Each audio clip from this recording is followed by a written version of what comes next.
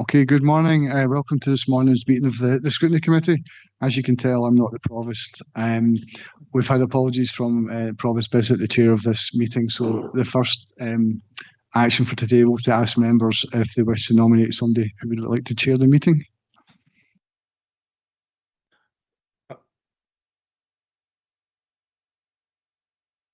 I will nominate Councillor McCabe. Thank you. And ask Councillor McCabe if he's happy to accept that nomination. Absolutely ecstatic, Brian. Thank you. Thank you.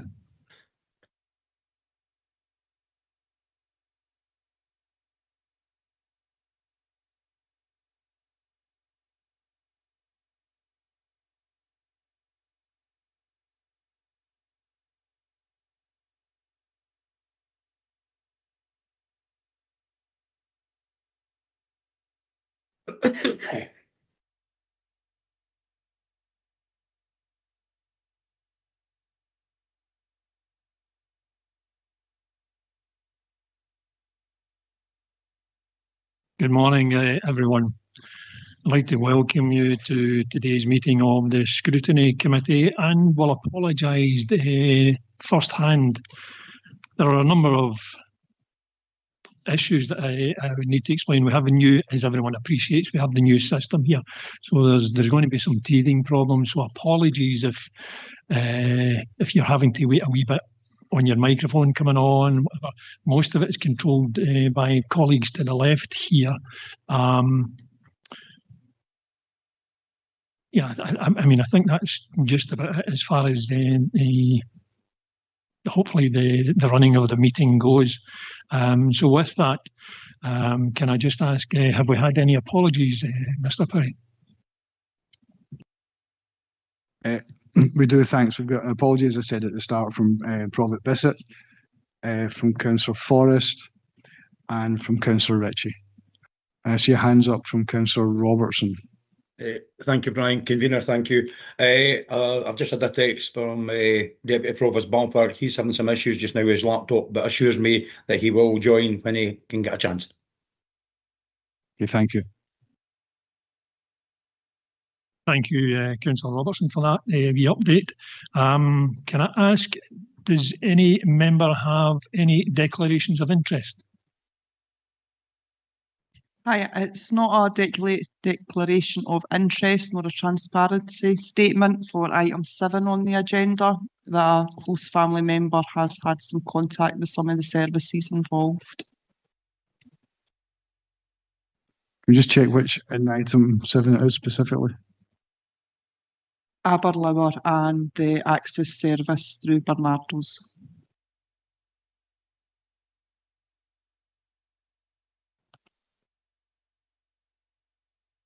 Thank you, Councillor Aitken. We can now move on to a minute of the meeting of the Scrutiny Committee held on the 4th of November 2025. I would assume that my colleagues have had time to have a look at it. Are we happy to approve the minute, or are there any questions arising? Agreed. Agreed. Thank you. We now move on to the rolling action log, pages 13 to 16. Again, are there any questions arising from the rolling action log?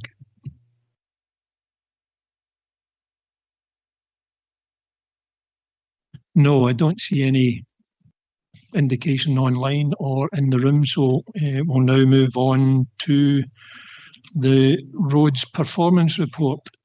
And just before we go to that, I wonder if I could ask our officers if you could just introduce yourselves for the members of the committee. And again, apologies, Gary. We'll see how the system works with microphones going on, going off, whatever. But if you just introduce yourselves to the committee, thank you. Good morning, Convener. I am Gary McGregor and I am the Senior Manager for Roads, Engineering and Transport.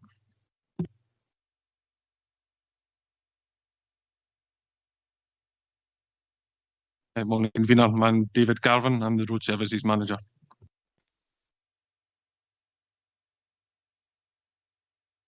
Morning.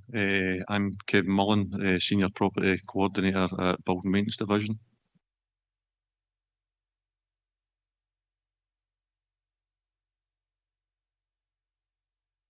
Yep, good morning everyone. Douglas Gardner, Head of Environment and Operations.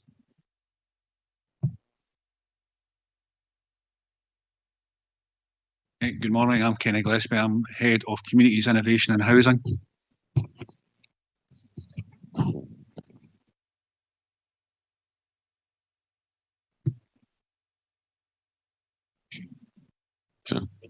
Morning, my name is Malcolm Benny. I'm the Director of Police Services. Thank you very much, gentlemen. And again, just to give you a wee bit of a heads up, we've been trying this for a couple of days now, and everybody's looking around to see if this red light is on. A wee heads up as well. It doesn't look too clever on the camera when we're sitting like this. If you have a look at the panel in front of you, you'll see, you'll identify through use. You'll see a number there, and the red is indicating that microphone is live. So I appear to be ID 17. So when you press your microphone to go live, it will go green. And that's what's happening up here. And as soon as Carly allows you in, you'll see on the wee screen here, it goes red. It's just to save you this kind of nonsense. I appreciate your assistance, gentlemen.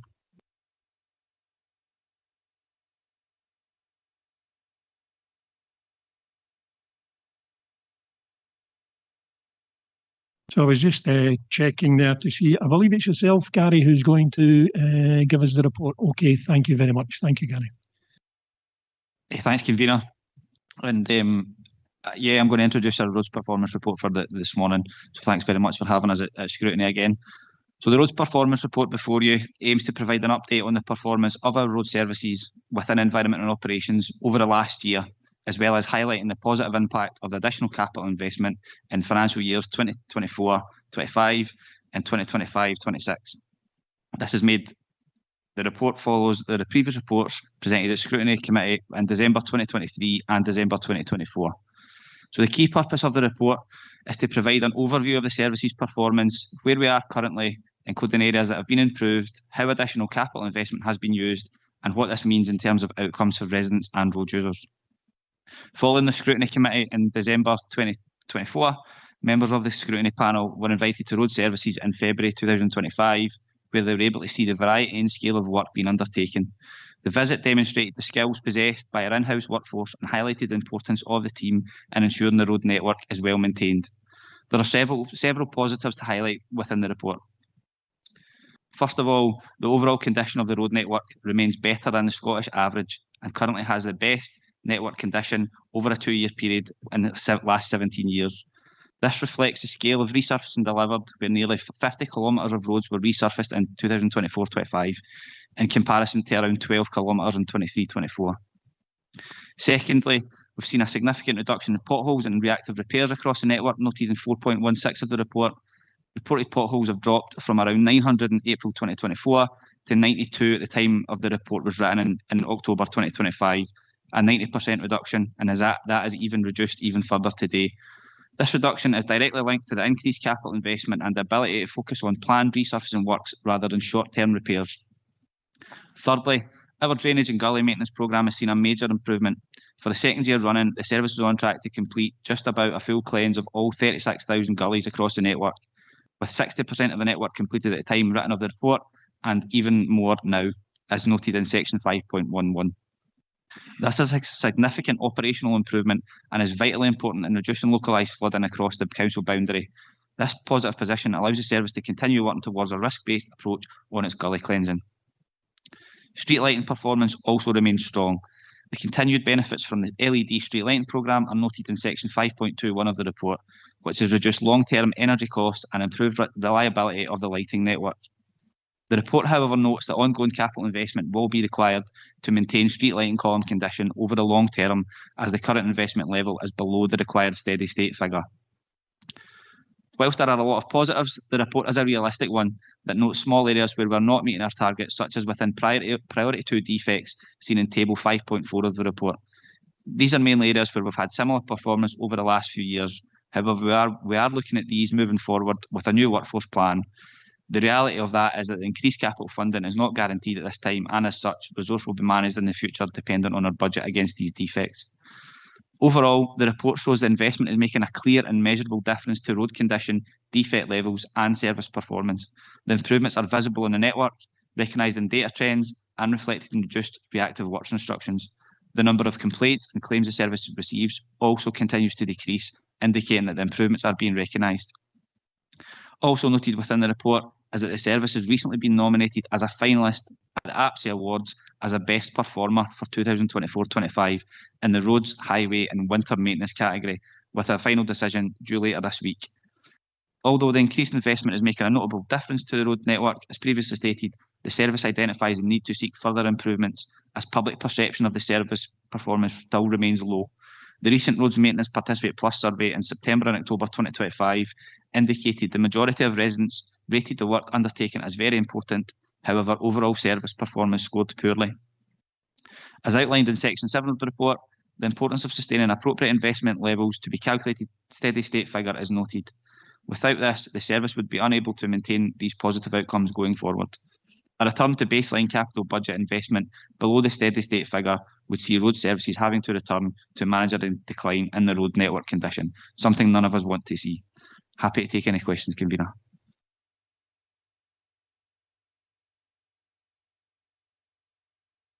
Thank you very much for your report, Gary. I think it's very positive. Just before I move on to that, I see on screen we have Councillor Deputy Provost David Balfour on who's joined us today. And just say it's a delight to see you, David. Wish you all the very best. I realise you've had some health issues, but it's very, very good to see you here. Unfortunately, you had some IT problems earlier on, but I hope you enjoy your day today. Thank you, Gary. Just on behalf of the Scrutiny Committee, I'd like to thank the department for allowing us the visit in February 25. I thought it was very enjoyable and very enlightening to see some of the work that's carried out by your ladies and gentlemen. Good news, the APSI Award finalist. I wish you all the best for that. Hope that proves beneficial. The increased investment, as you say, has been welcomed. I think from the report, we can see that it has made a difference. We need to delve a wee bit deeper into that, and I'm sure that my friends, my colleagues here will have some questions. So I'm going to open it up now. Does anyone have any questions on Gary's report? Councillor Aitken.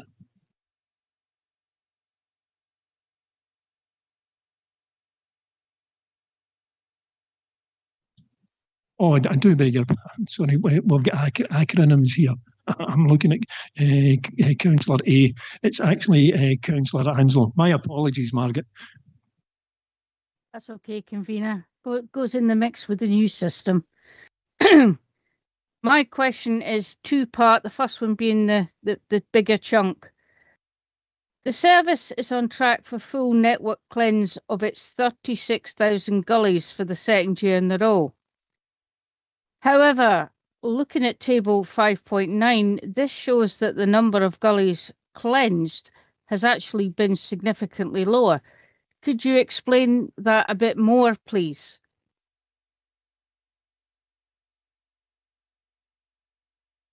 Yep, through yourself, Convener.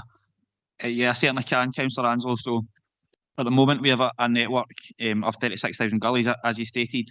Within table 5.9, we have shown that we cleansed 97% of those in 2024-25, and we're on track for that in 2025-26. The previous years, the management that are here at the moment, I can't speak for that. We're all new in that sense, and what we wanted to do was cleanse the gully network over a 3-year period, starting in 2024-25, through this financial year and next.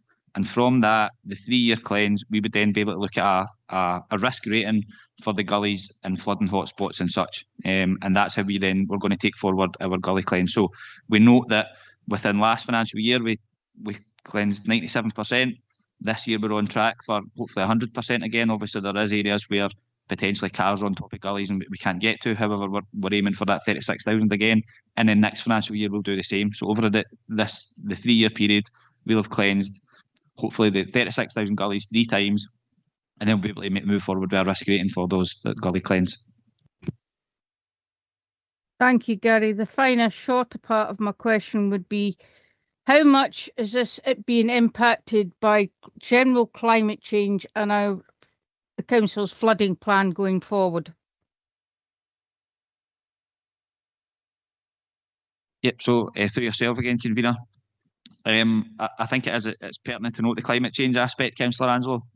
And obviously one of the teams under my remit is also our flooding team within our engineering design department. So at the moment, our roads department and our engineering design department are working closer than ever to ensure that collaboration against surface water flooding. So our flooding team are taking forward the surface water management plans that are all noted within our strategic surface water management plan that was approved in 2021 for a lot of our flooding hotspots. And this has then been passed to our roads team who are looking within the risk rating of our gully cleanse. So yep, we need to take note and take cognizance of the climate change issue moving forward, but we are hoping to try and work through that through flood studies and surface water management plans, with our roads team working in a reactive manner and upgrading our drainage network at the same time, where we obviously got an increased funding, as you'll note in the report, for our drainage network over the last couple of years. So we're working hard to ensure our performance within the network is what it should be, and we're future proofing with our surface water management plans. Thank you, Gary. Thank you, convener. Thank you, Councillor Anslow. Councillor Patrick, just before we do, again, the new system, there's no need to keep referring to coming through the chair, gentlemen, at all. The microphone will be live for you making any answers, so just feel free. Appreciate the courtesy, but you don't have to bother coming through the chair. Okay. Councillor Patrick. I think like particular road users in Falkirk, I'm really delighted by the reduction in the number of it's a that we managed to reduce by about 90% and even better now. I really just wanted to kind of probe a bit into some of the reasons for that. I mean, is it? I do appreciate more money means more work can be done on filling potholes. Councillor Patrick, Sarah, can I? Apologies for interrupting. Unfortunately, we're having issues with your microphone system. You're breaking up. You're very staccato, and we're missing the finer points of your question. I don't know if we want to maybe just move on and maybe come back to Sarah, or should we try and persevere again? We'll try again. We'll try again for one more time, Sarah. Yeah. I'll come off my head if that makes it better. I have to say that we can the other way around, where it's me and Signal and all questions. Am I clear? Any better now, or we not? I'm going to pass you on to Mr. Perry to see if we have any suggestions to try and overcome the issue. I think I've got no great interpretation skills, so I didn't hear that any better than anybody else. But I do know that the question Councillor Patrick was asking was around the reduction in potholes from 90 down to 92. And the part I did here was just asking for a general probe on why that's the case and what work's been done and how you came to reduce to such a significantly lower figure than before. Are you happy with that interpretation, Sarah?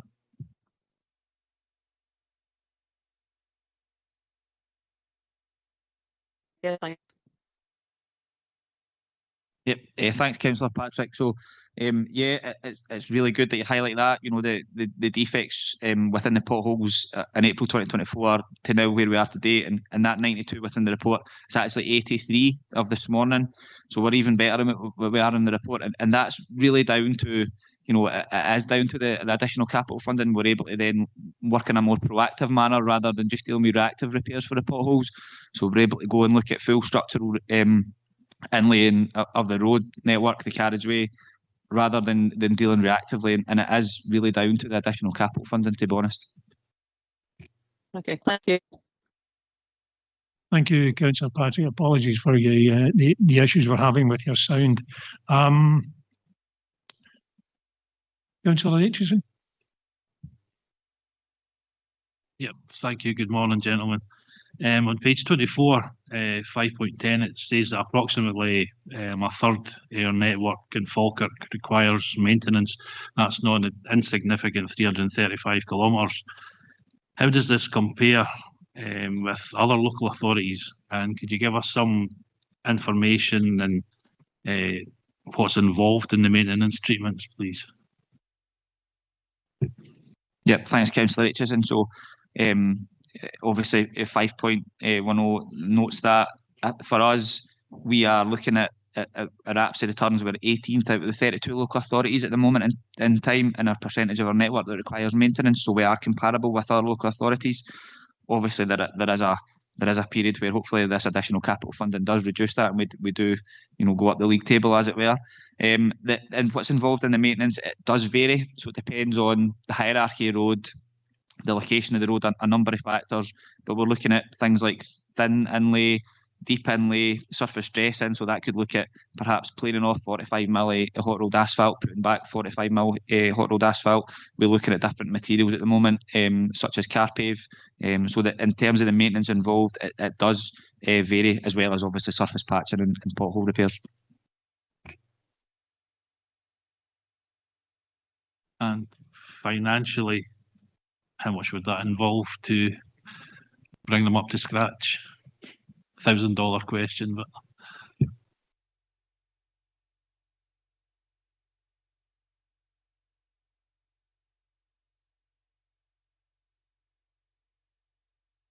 thanks, Councillor. I'm just looking at us in the report. Give me 2 wee seconds.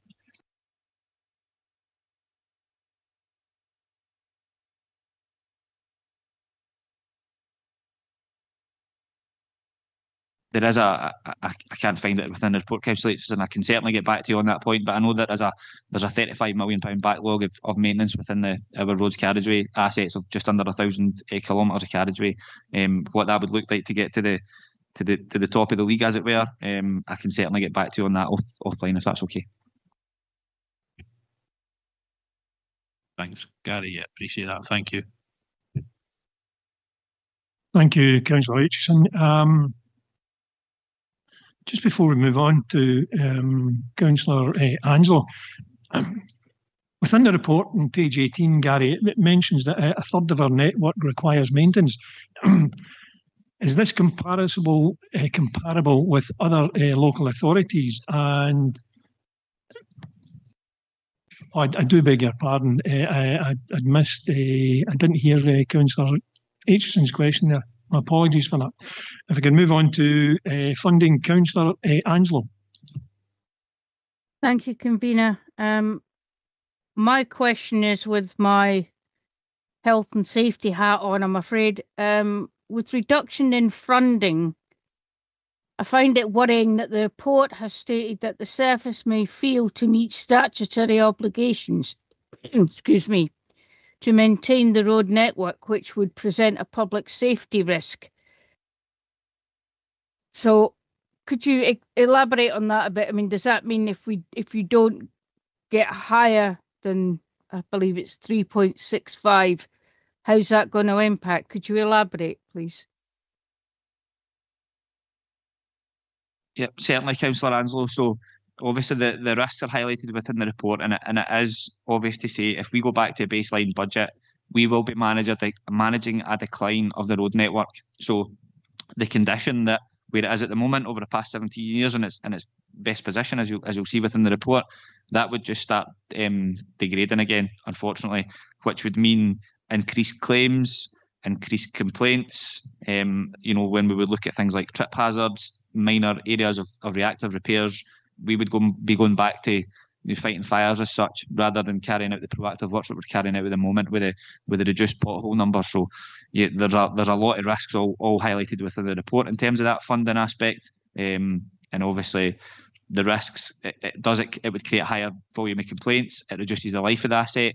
So if we get in there and are quick enough to our asset and carry out small minor maintenance, that enables the asset to be have a design life of an enhanced number of years, whereas if we don't catch it, we're doing a lot more major works and potentially costing more money as well. Thank you, Gary. So clearly a high risk issue for us to be looking at as part of our budget. Thank you very much. Thank you, Convener. Thank you, Councillor. Councillor Flynn? Yep, thank you, Convener. My question really is around the lighting columns. There's 2 or 3 parts that the report says, Gary, that there's just short of 6,000 have reached the end of their lifetime. I just wondered what that lifetime is, what the reason that there is a lifetime and what physically happens, and also as well, are these less than 6,000 lighting columns already equipped with LED lights? I just wonder what the outcome would be if nothing is done. Thanks, Councillor Flynn. So, in terms of the lighting columns that we have at the moment, like you highlighted in the report, 22% have exceeded their life expectancy. So the service life of a lighting column is around 25 years. In terms of our capital investment, we obviously see through development of the road networks, through new roads developments, we see a 2-3% growth per year on our lighting and column assets, and that would be, that 22% exceeding the design life. If we stayed at the current budget, we would be looking at over 30% by 2030. At the moment, to replace that 22%, we are looking at about £16 million. So we obviously have plans in place to propose capital bids to improve that and gain additional capital monies for the next financial year and moving forward. In terms of our LED lighting asset, obviously we're 99%, just about there. We're waiting on the A99 and 04 works, the TIF works at Westfield, and then we'll be full 100% of the assets that we've got at the moment. And then moving forward, that reduces, so the LED capacity of our lighting column assets reduces our energy bill quite substantially, and our revenue budgets, all noted within the report, Councillor Flynn, in terms of, I'll find it.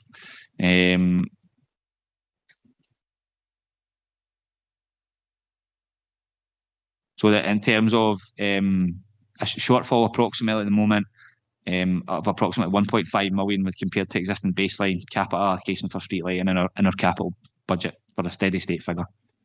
I hope that answers all your question. Yep. Just one other question related to it then. So replacing these out of date lighting columns, would that improve the lighting, i.e. I've noticed some replacements seem to be higher columns, so it would give better light coverage, is that right? And would that obviously improve safety? Yeah, so technically, Councillor Flynn, yes. So obviously newer lights with LED asset, they will be improved, their lighting. I know that we are looking across the board at the kind of dimming value of our lighting assets. So at the moment, your new LED lighting, yeah, it does improve the performance of your lighting. Thank you. Thank you, Convener. Thank you, Councillor Flynn. Councillor Balfour. Thanks, Convener. I'm just looking for a wee bit more information on the faults on the LED lighting. What is the kind of the main fault of the lighting? Is it like the LEDs themselves? How are they repaired? Are they just swapped out the whole unit, or do we actually repair the boards or anything, or do we get them sent away to get repaired? Thanks, Councillor Balfour. So yeah, it's mainly cable faults that we see along the network, which then burn out the LED lantern as such, and that's our main fault that we see across the network within our own and also Scottish Power's assets.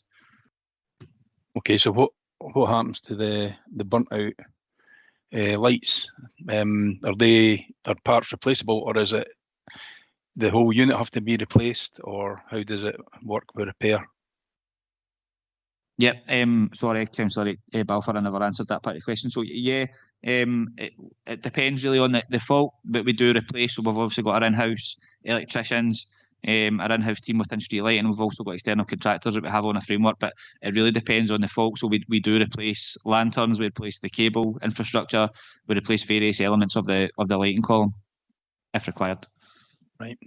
Okay. Is there any way that some of these failed units can be refurbished to keep costs down? No, unfortunately, in a lot of the cases, Councillor Balfour, the driver breaks and there's issues with the cabling. It does involve a full replacement. Right. Okay. Thank you. Thanks, Convener. Thank you, Deputy Provost Balfour. Gary, if I could just pick up on it's to do with the funding. I noticed at page 0.7.9, increased adoption of roads network forms from new development along with gullies, lighting columns, street furniture, etc. That can be quite a cost to us, but I noticed that we don't have any income generated in the table contained at 4.13. Is that an option that we could be looking at? I'm thinking along the lines of any planning application that's submitted, there can be contributions required for education and things like that. Do we have anything where a developer, 200 or 300 houses, adopted roads, it almost appears as if we're just getting lumped with that expense. Have we had a look into that? Is there anything to prevent us statutorily or anything? Yep, and thanks, Convener. So on the adopted roads, obviously, like you say, that there can be financial years where we adopt a substantial amount of road network, and that does increase our asset. So perhaps we are talking around the lengths of maybe 1 to 4 kilometres per financial year that we're adopting due to the developments being completed throughout the council boundary. We have looked into Section 75, developer contributions. Doesn't really look after the maintenance, so it's more on new projects. So I am involved personally on the developer contributions plan obligations aspect with our planning team, and we don't, in terms of roads maintenance, we don't, and we cannot, is my understanding, obtain Section 75 agreements for maintaining the roads asset moving forward. It's more for new schemes. Okay, thanks for that, Gary. Now moving towards the public perception. I say personally myself, I think the roads we appear to be doing a good job here, but the public perception might not be quite there.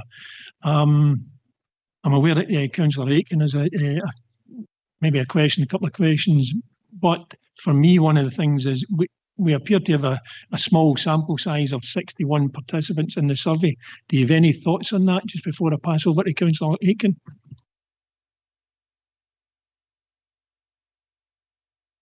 Thanks, Convener. So, yep, noted in terms of the number of Participate Plus survey responses that we received, obviously only been 61. When I looked at, and it was really difficult at the time, we obviously do quite a lot of Participate Plus surveys within the council, and my own understanding is that there was a number of quite high level surveys that were going on at the time, the same time as our roads surveys. I don't have anything else. We put that out on our comms. Our roads service has got their own social media. We push that out as much as we can in terms of the electronic aspect. I think we need to take it on the head, and that we potentially could have looked at other areas where we could have put QR codes in bus stops and different bits and bobs, and we're certainly going to look at that moving forward. But in terms of the numbers, that's my understanding, is that there was a number of very detailed surveys on the Participate Plus network at the time, and when you look at the number of visitors that we got on the Participate Plus survey, we got over 1,000 and only 60 filled that in. It was disappointing for us as well. My apologies. It wasn't Councillor Aiken, it was actually Councillor Binney who maybe wants to probe a wee bit deeper. Laura, my apologies. If you'd like to ask your question now. Thank you, Councillor McCabe. It's okay. I was going to start the question, just say public perception is very important. We all know that. Results of the Participate Plus, most responses are significantly leaning to poor, but I want to highlight the condition of the carriageways. The majority of the participants in the survey were not very satisfied or not at all satisfied. Now that does mirror the carriageways performance indicators prior to the recent investment. But can you explain this? And if you're saying from 2025, it's likely to have improved, will that have decreased the risk of the carriageways? You know, will that increase the quality of the road maintenance? That's the first part of my question. Thank you.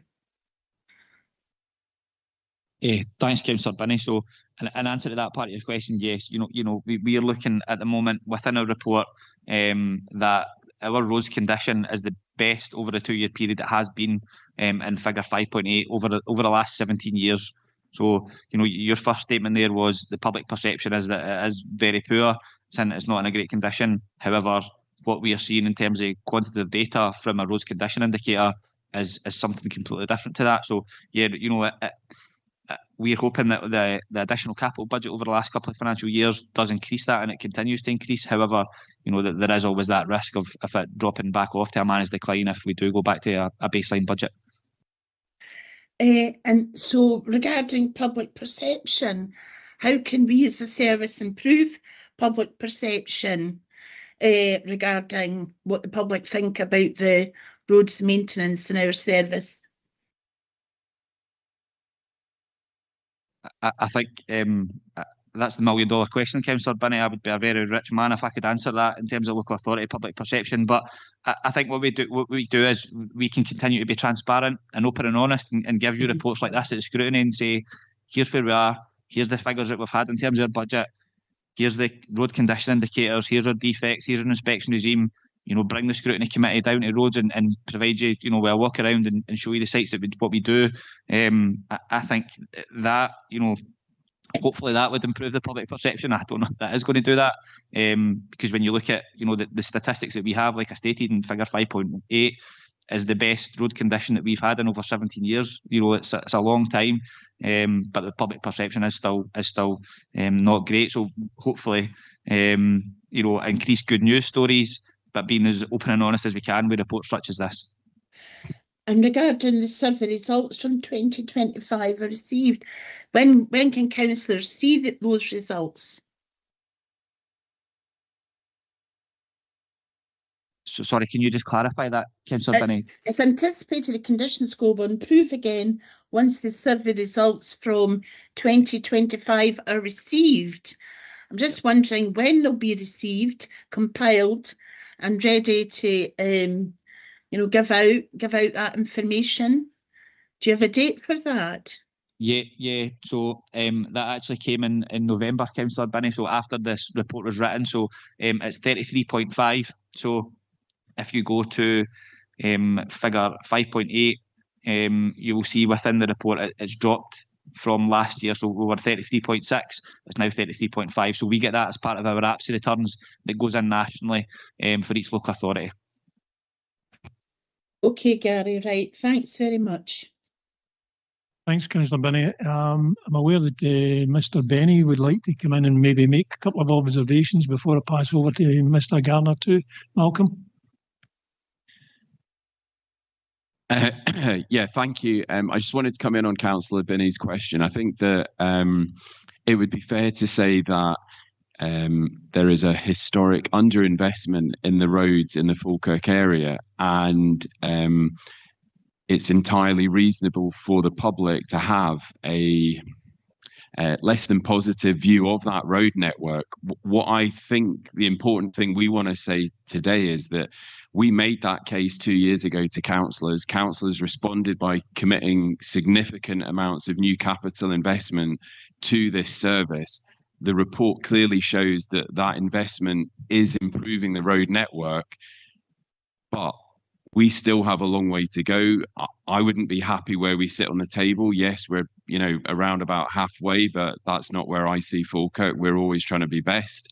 And also, we need to continue this investment and improvement over a number of years to see the public sentiment catch up to start saying, yes, we're proud of the network. So I don't think any of our officers are sitting here today saying, this is outstanding and why are residents not on that journey with us? We need to keep improving, and it'll be probably another 2 years, in my view, before the public start to kind of recognise that long-term improvement and a different view. So endorse the comments from councillors, but the important thing for me is that councillors have given us that additional investment and something is happening with it. It's not that you can't see any improvement in the road network. And I'm really proud of the work that the team done. And I know that councillors have been on that visit to the depot and they've seen themselves some of the improvements. Thank you, Mr. Benny. Mr. Garner.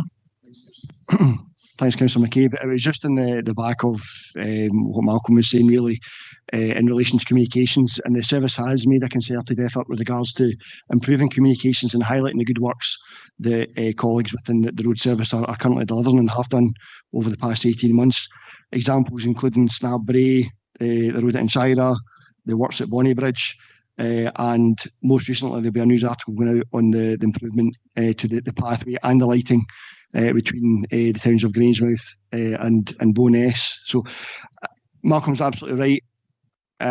There will be a bit of a lag with regards to the public's perception on how they view roads, but we fully appreciate that roads is very much a valued asset by the public. And with continued improvement in investment and good news stories, I'm confident that perception will change to the positive. Thank you very much, Mr. Garner. And one wee question before may come back to Deputy Provost Balfour. Within the report, page 28, it notes the average restoration time for Scottish Power faults was 27 days, compared with 3 days for council managed repairs. Do we have an issue with Scottish Power? I suppose this would be addressed to you, Gary. Is there any issue with Scottish Power and how it impacts our road network? So thanks, Councillor McCabe. In terms of remit of being responsible for Scottish Power, unfortunately we aren't. However, Scottish Power are they have to comply with Ofgem. So within 5.25 of the report, as you stated, they must complete repairs to a single on-meter supply fault within 25 working days and to multiple supply faults within 20 working days of notification. And there is a financial penalty that the council does get from that if they do not comply with that. It's not a lot of money. It's £10 per fault per day, but it's a fee that we are paid through Ofgem for that if they are late. Thank you for that, Gary. Do we have any other questions from my colleagues? I don't see any online. Councillor Robertson.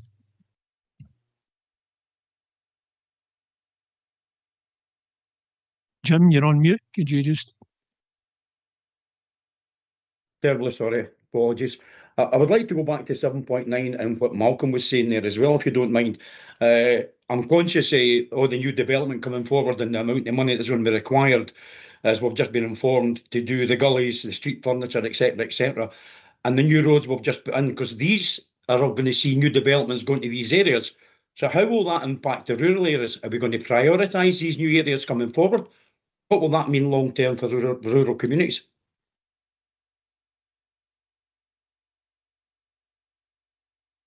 So thanks, Councillor Robertson. So in terms of our road maintenance structural works that we carry out in our capital and revenue budgets, we manage that and we prioritise that against a number of factors.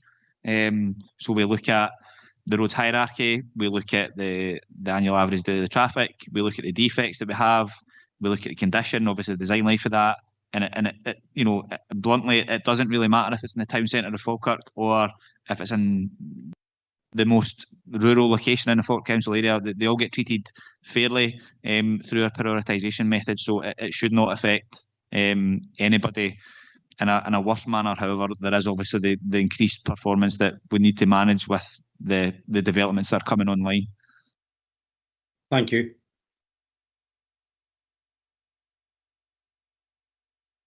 Thank you, Councillor Robertson. Deputy Provost. Thanks, Convener. Yeah, just looking for a wee bit further information on the work being done in the pathway between Grangemouth and Bo'ness. I've asked for years for that pathway to be worked on. There's a lot of vegetation and stuff, and at points on that pathway, it's only 6 inches wide. And the road that it's next to is a national speed limit road, and is very poorly lit. So it's good to see that there's some work being done now. It's taken a while, but it's good to see that's getting done. I noticed there's new lighting being put in, but the lighting that was in there doesn't look overly old. So I'm just wondering why they're changing the lighting. Is the other stuff out of date, or is it faulty, or what's happening? Yep. Thanks, Councillor Balfour. So you're right, we are upgrading the street lighting within that area, and we're also carrying out footway widening works and improving the surface course of that footway. So in terms of the lighting columns, we go through our street lighting team goes through a structural testing each financial year and tests a percentage of our street lighting column assets. Within that area, those assets were life expired, so they did need replaced. And when we obtained additional funding through the Road Safety Improvement Fund to contribute to the Snab Bray works that Douglas just mentioned, the next point along the road, really, as it were, in a west manner, was the works that we're carrying out at the moment. So we're replacing the design expired lighting columns. We're widening the footway as and where we can, obviously within our limits of our ownership, and we're also putting a new surface course on that footway. Deputy Provost Balfour. Okay, thanks. Just where you say with the ownership, is there any way that a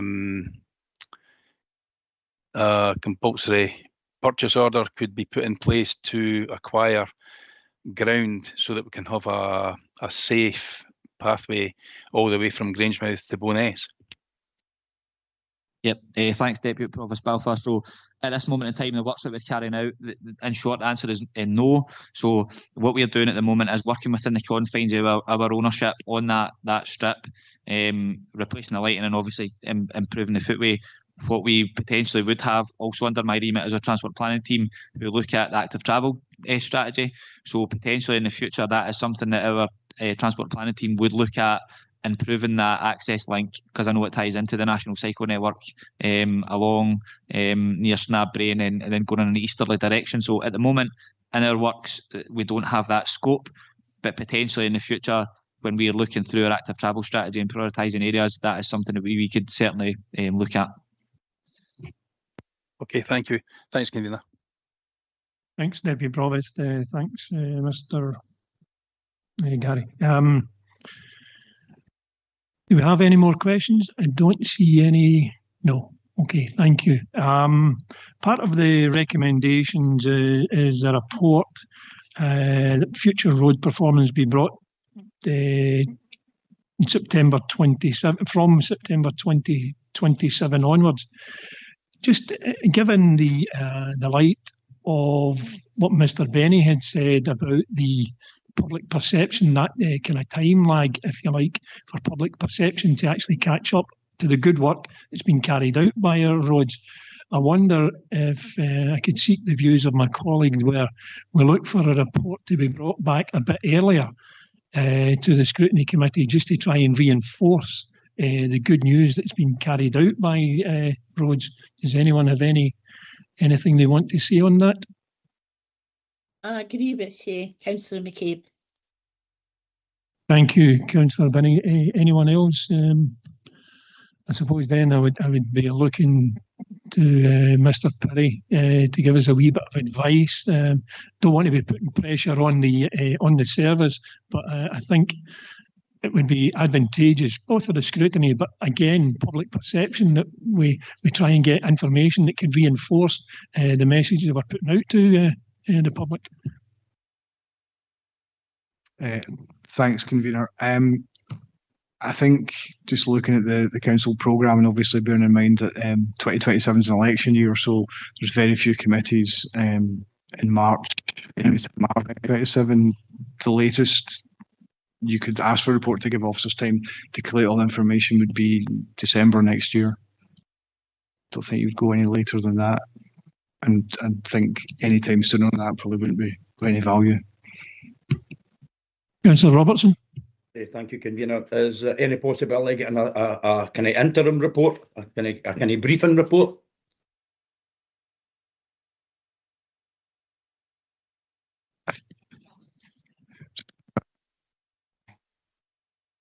Mr. Benny.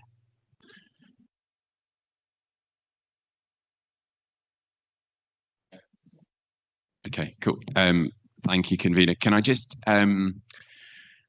this report takes a lot of time for our officers to pull together, and when you do the report not after a financial year cycle, you're actually dealing with in-year figures, which I don't think are a very good representation of the service. That's why the report in front of you really recommends that you allow for this financial year to conclude and for a report to come. The recommendation is that the report comes at the next financial year, because to an extent we're in November now, so this financial year will conclude in March. I'm not convinced that you will see a dramatically different report if we bring something in, June of next year. It will pretty much say exactly what's in front of you. And I'd really ask that we don't have to bring another report in November, which is mid-year, because I don't think mid-year is the right appropriate timescale for us to be talking about. The team are much more familiar with reporting on a financial year. That's when they submit their reporting to APSI and other bodies. So it would make more sense for Scrutiny to fall into line with our reporting to national bodies, and then at the same time that they're preparing reports for APSI, they can bring an update to Scrutiny. Obviously, it's your call, but if there was to be an interim report, I'm just concerned that we're bringing pretty much the same information. There won't be a change in sentiment from the public because we haven't had the additional years to make that improvement. Clearly, what we could do is when we submit the APSI briefing at the end of this financial year, we could do an elected members bulletin newsletter that we could share with you. If when you see the results of that you're alarmed in any way by what you see, then that would be completely within your gift to call us back to Scrutiny. But yeah, my appeal would be, can we slip more into the cycle of our normal reporting to APSI? I'm happy with that answer, Malcolm. Thank you. Yeah, thank you for that, Malcolm. I was going to push back a wee bit on you with it, but when you said that you didn't feel that the public perception would potentially change, I buy into that. So I think the suggestion that we don't go for a full report, I totally respect that. The last thing I want to be doing is putting extra work onto officers who are very busy anyway. But potentially, maybe some kind of briefing note or something along those lines would be very beneficial, rather than coming back to full scrutiny. Just on that, does anybody have any views or? With that, Councillor Colley. Thank you. I suppose it's perhaps the difference between the briefings that councillors receive and whether that's a kind of separate issue to this final report. Because I think this annual report, because I think that point is well made, that the information produced may not be particularly different, and it's actually particularly complex to try and pull that together. So I think that point's well made. I can understand I think all of us are very keen to always have as much information as possible, particularly around roads, but I suppose it's kind of taking advice from the service on what their capacity is, given the work that they have to do in between in relation to the actual delivery of the service as well. So it's probably just more a note of caution rather than a real disagreement. But I think we do need to have cognizance to what that the service is actually telling us in terms of delivering that information. Thank you, Councillor Colley. I wonder then, would it be advantageous if something could be forwarded to councillors after the APSI report, or you've submitted to APSI and they come back, if maybe an update could be given to councillors then? Would we be happy with that? Agreed. Okay, thank you very much. I think that concludes the business on roads report. Thank you very much for your time, gentlemen.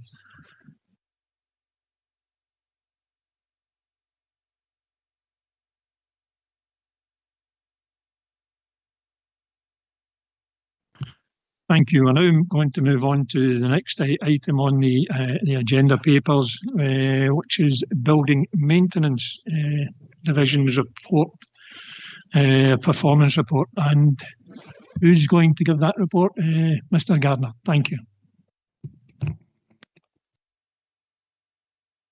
Thanks, Councillor McCabe. So, like the roads paper, this is the third performance update to Scrutiny following previous reports in December 23 and December 24.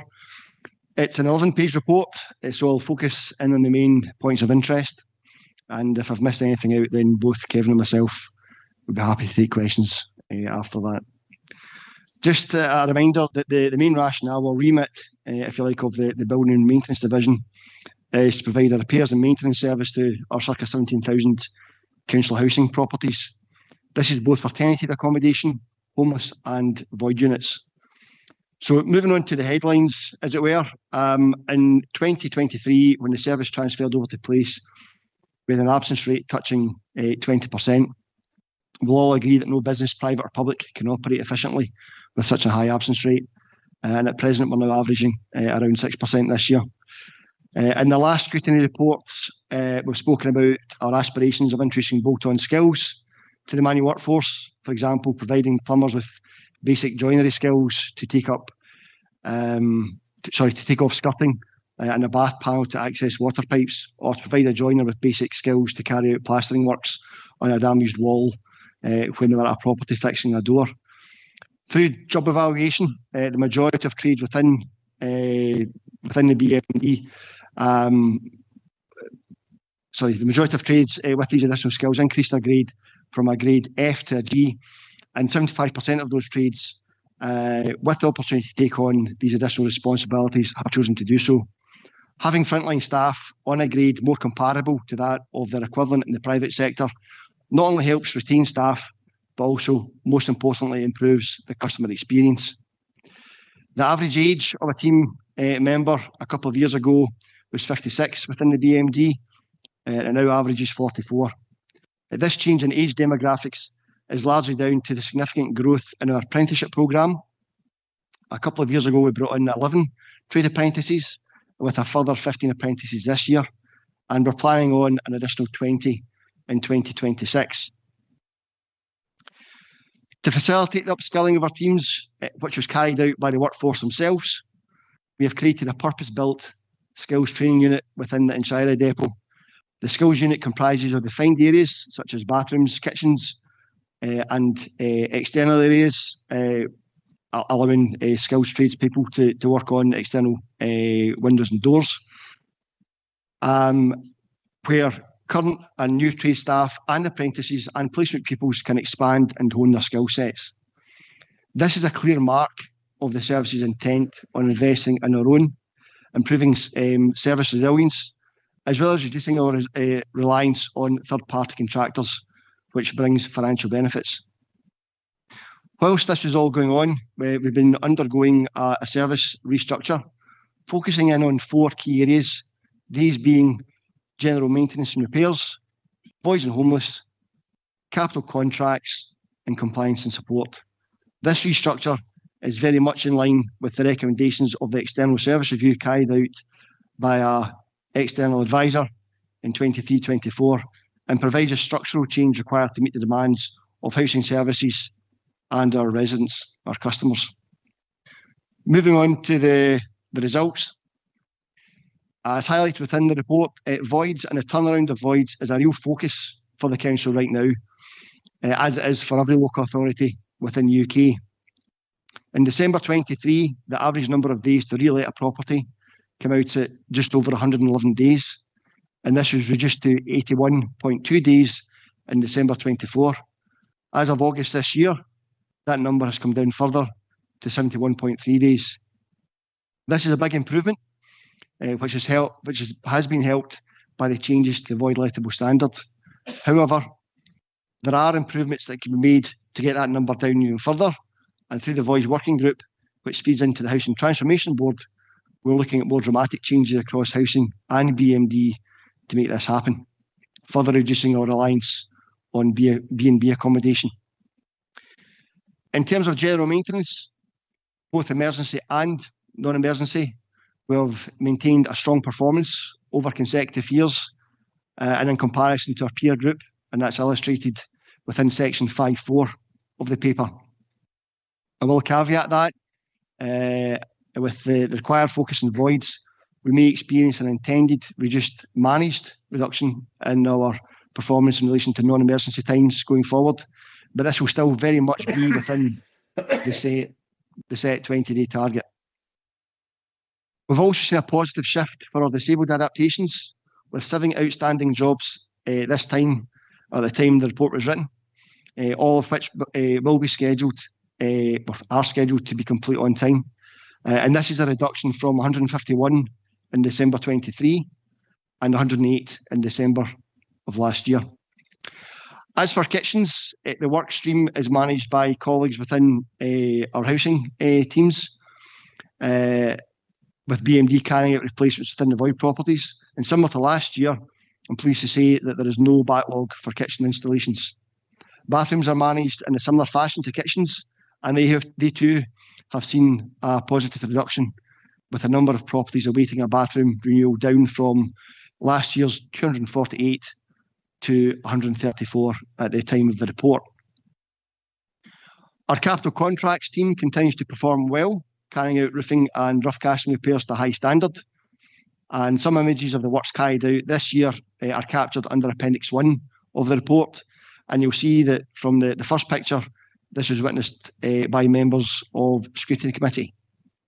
The feedback from that visit on the 30th of April and the tour around our Inchira depot on the same day was very complimentary and was appreciated by the service. As highlighted within the paper, not only do these types of works improve our properties against weather and insulation, they also enhance their look and appearance, which is a real benefit to the community. The service review update under section 6 provides more detail on the structural changes within the service, which I've already touched on. It also touches on the introduction of a booking system for repairs, with 120 appointments being made available each day. And although it's still early days, we're seeing the benefits of this, with less repeat calls coming into the contact centre and helping us get the job right first time. You'll be aware that we're taking a report up to executive later this month. It's really a procurement paper for the provision of a store service, and the removal of an internal store section was part of the external service review and followed feedback from the workforce that the stores wasn't fit for purpose. It wasn't doing particularly well. So we're moving towards a high-tech partnership approach with a third party, and that was again highlighted in last year's scrutiny paper, and will further improve the resilience of the service and the service to our tenants. Lastly, I feel that the service has taken big steps forward on many aspects, including a major structural change. One area I feel personally that we can do better on and need to focus on is culture. Moving towards a culture where the workforce feel more empowered and take pride in their work and engendering that sense of team. And on that basis, we've contracted the services of APSI, and we've recently had initial sessions with our BMD management team. The sessions have been very open and honest, and it's really the start of something that we're pushing out to the rest of our team members over the next few months. So in summary, Chair, the service has undergone a significant structural review following its transfer to place in 2023, and there have been a number of real successes, including those that I've highlighted in detail within the report. And I feel that With these continued improvements and a clear pathway, the building maintenance service will meet the needs of our customers, our tenants, going forward in future years. That's a summary of the report, Chair. Thank you very much, Mr. Gardner. Really appreciated. And on behalf of the committee, I'd like to extend my thanks to the service for the invite that we had down to the training suite and a couple of refurbishment projects on the 30th of April. Is very, very interesting. I'm delighted that the service appreciate the visit, because I know that the scrutiny committee ourselves appreciated that invite to us. We have some questions, and they're probably broken up into two main elements. The first one is staffing, so I'll go to Councillor Aitken. Oh, I'm on. Or none. Couple of questions on the bolt-on skills training that was introduced. There doesn't seem to be any data within the report to say how that is going, other than the fact that 75% of the eligible workforce had taken the opportunity to take on the receiving it. So my questions is why haven't the other 25% undertaken the training, and do we have some data on how this is going? Yep, so I'll take that in reverse order, Councillor Aitken. So the bolt-on skills came in September this year, so they're obviously still very much in its infancy. What I would say is, anecdotally, we're seeing a real positive trend in the turnaround of our properties. We are pulling statistical information together. We are creating a performance indicator, as it were, which we will to report at at future committees, and the aim is to have that first set of results by the end of January next year. So by the end of next month, we'll have our first KPI in relation to the benefits of the bolt-on skills. In relation to so your first part of your question was in relation to the 25% of staff that didn't take up the bolt-on skills, yeah? It was very much a voluntary arrangement. So it was done voluntarily. Those staff that wanted to take on those additional skills had the opportunity to do so. Obviously, for the majority of them, there was that financial advantage as well. Of the 25% that didn't want to take that up, it's very difficult. I guess it's probably down to individuals. I do know that the demographics indicates that some of our older members of staff that are perhaps closer to retirement didn't want to take up that additional skill set. So again, it's probably an individual, a question for the individual rather than for the service. That's brilliant. Thanks very much, Douglas. Thank you, Councillor Aitken. Councillor Binney. Thank you.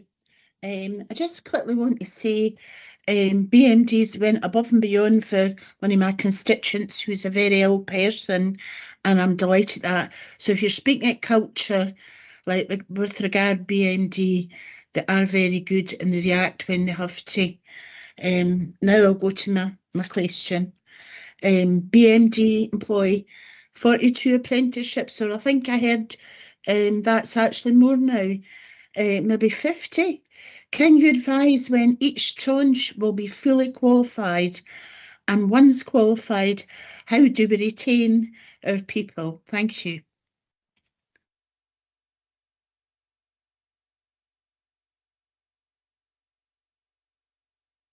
Yeah, thank you, Councillor Binney. And yeah, just for accuracy, so we presently have 42 apprentices within the team as it currently stands. The retention of staff was something that the service has worked really hard on, and was touched on as a key theme, if you like, at the workshops we carried out with our external advisor. Obviously, the introduction of the bolt-on skills really does help. That increase in salary that's more comparable to the private sector certainly helps retain staff. I think the opportunity for further development as well in the new structure, and promotion is also, a good lever, if you like, to retain staff. And not only that, but I think it's important to note the attractive pension scheme and the other opportunities and other terms and conditions that Falkirk Council can offer to staff that perhaps aren't available to third sector and the private sector. It really does make the council, and in particular BMD, an attractive employer. So I believe with all those things that we're doing and that are already currently in place, puts us in a good position. Thank you for that, Mr. Garnett. And I'm glad you mentioned the pension scheme. Like you say, if maybe they worked in private industry, they maybe wouldn't have that. And Falkirk Council does have a very good pension scheme. Right, thank you. Thanks, Councillor Binney. Just before I pass over to Councillor Kelly, Councillor Robertson, is your question related to staffing, Jim, at the minute? Well, there are elements to that as well, but the question is quite specific, and it's a kind of two-part question, if you want to take it like that. Yes, it is.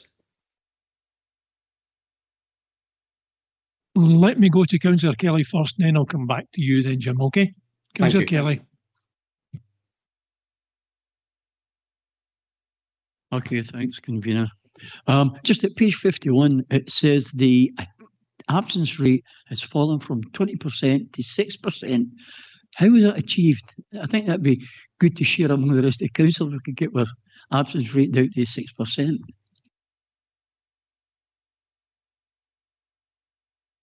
A lot of hard work, Councillor Kelly. We have regular meetings with our members of staff. We have focus groups, and absence is a standing item on the agenda. But to be quite honest, I think one of the things that had the biggest impact was real conversations with the workforce. As I say, when the service transferred over to police services, we met with every member of the building and maintenance team through several meetings. And the honest conversation was that a 20% absence just isn't sustainable. And if there was a desire to retain the service in-house and to grow the service, then an absence of 20% just wasn't sustainable. So that wouldn't be ruled in as an option. So if I'm being perfectly honest, I think a great deal of honesty from the management team and working close with the trade union colleagues as well has been beneficial. It's something that I don't think we can, dust our hands and say, look, do you know what, we've done it. 6% is fantastic. We're going to high five everyone, and it's not an area that we need to focus on.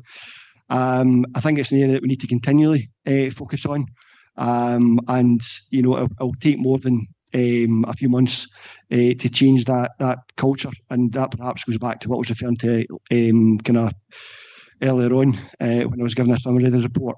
So it's about continual absence monitoring and continual communications with staff, trade union colleagues, and the management team. Very well done, because it seems to have worked. That's the important thing. Do you want me to? Okay, so on page 52. Sorry. Sorry, Councillor Kelly, just before you want to move on to the performance part of it, just before you do that, if I could just go to Councillor Robertson first, and then I'll come back to you, okay? Thanks, Alf. Councillor Robertson. Thank you, convener. Mr. Garner, it's a question at the moment. I believe there's going to be law changes coming forward. So my understanding is that their amendment to the Housing Bill Scotland, and this bill is expected to become law by March 2026. I'm specifically making reference to AWOB's law, which requires social and private landlords to investigate and fix hazards like dampness and mould within properties within specific timeframes. What are the implications of the change regarding house inspections and turnaround? Are we going to have to do more thorough investigation? And what has the council done to take account of these changes to date? I see that Mr. Gillespie wants to come in on that one, Jim. So over to you, Mr. Gillespie. Thank you very much, Councillor McCabe. We already have started looking at things in place. We look at our quality standard, but we're also ready to implement a digital service, online service, where it's measured by equipment that will say the air moisture content, it'll look at living habits as well, and we'll look to do that in approximately well over 100 to 200 properties. We've also been listening to other local authorities and what they've been finding, and the main thing that we are aware of where there is areas of dampness and mould is actually a big proportion of that is untreated work. One of the things that within the housing budget, there is a large amount, well over $500,000, that has been spent every year on quickly where it's been identified dealing with that, and that's through our internal service provider, obviously the building maintenance, but also specialists in this area is specialists, and we've done it very quickly. So our way forward for that, Councillor, we'll be looking at the trials using the digital formula first, and then take it there and see what that evidence provides us, Councillor.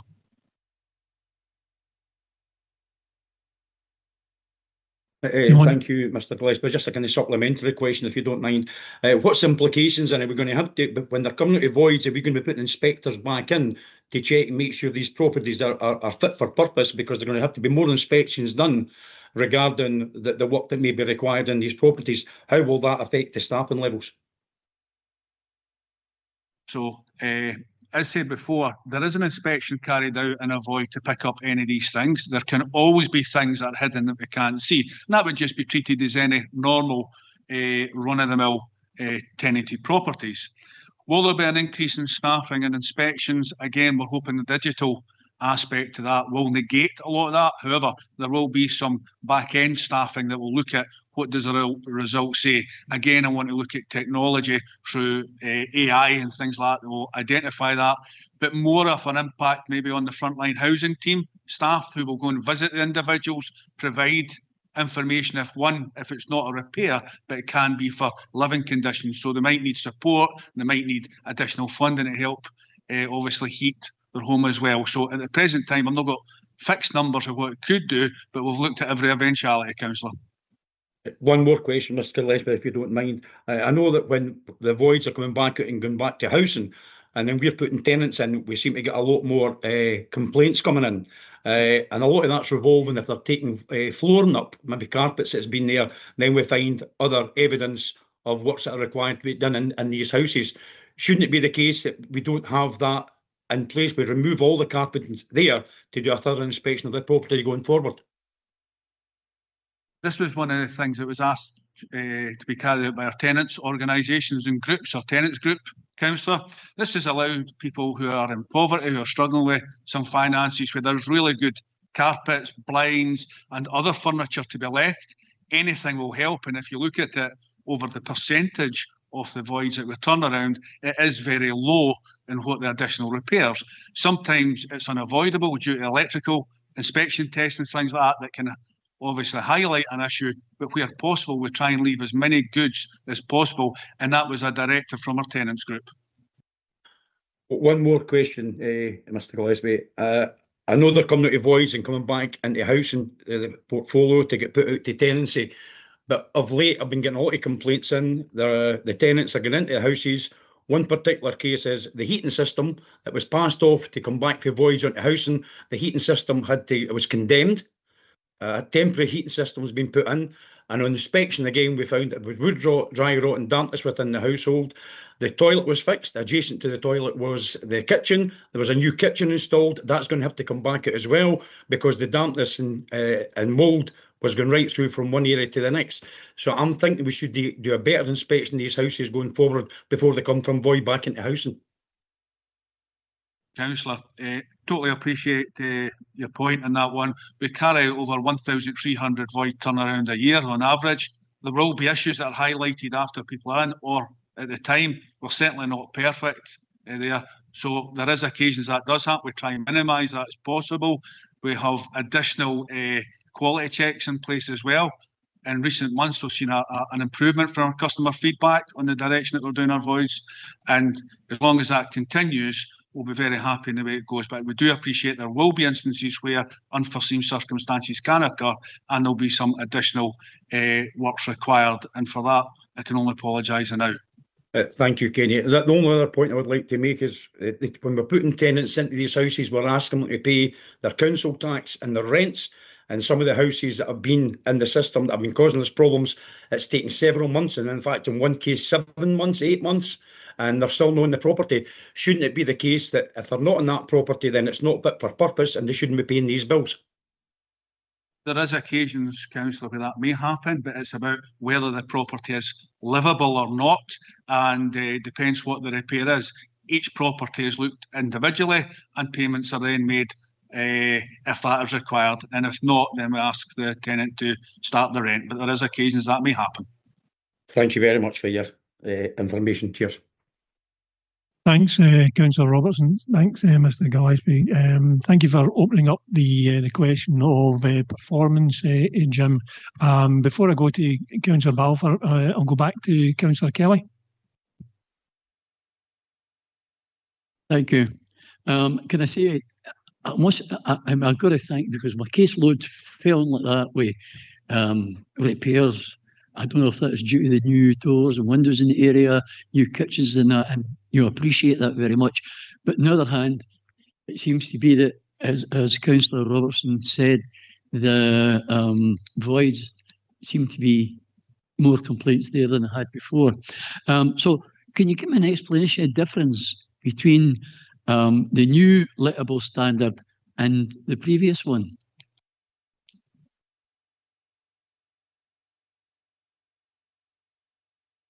Thanks, Councillor Kelly. Yeah, I just want to touch on what Kenny was saying there earlier on there about the property that Councillor Robertson had mentioned there, and absolutely right.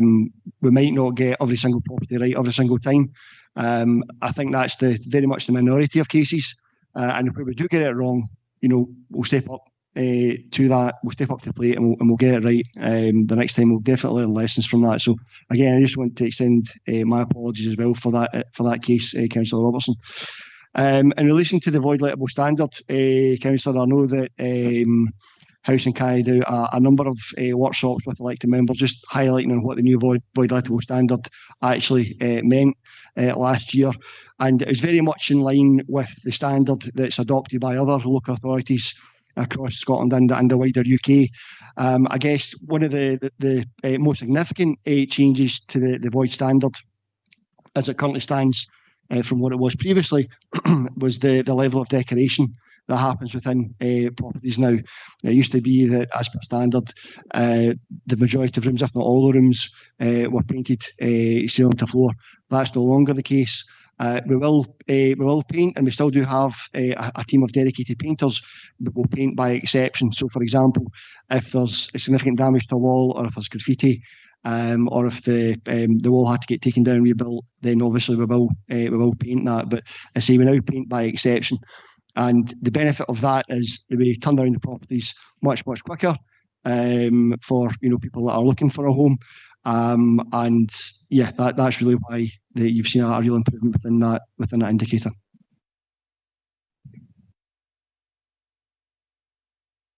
Okay, thanks very much then for that. Councillor Balfour, Deputy Provost. Thanks, Convener. Yeah, just on the back of some of the stuff that Councillor Robertson mentioned there. Over the years, I've had quite a few complaints regarding dampness in properties.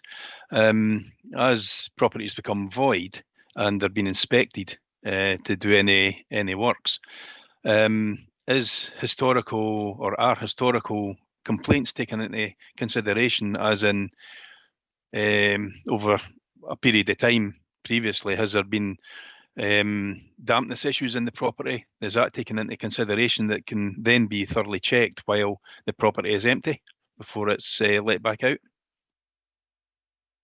Kevin, I believe you're going to come in and answer that one. Hi, Councillor Balfour. Yes, that is taken into consideration.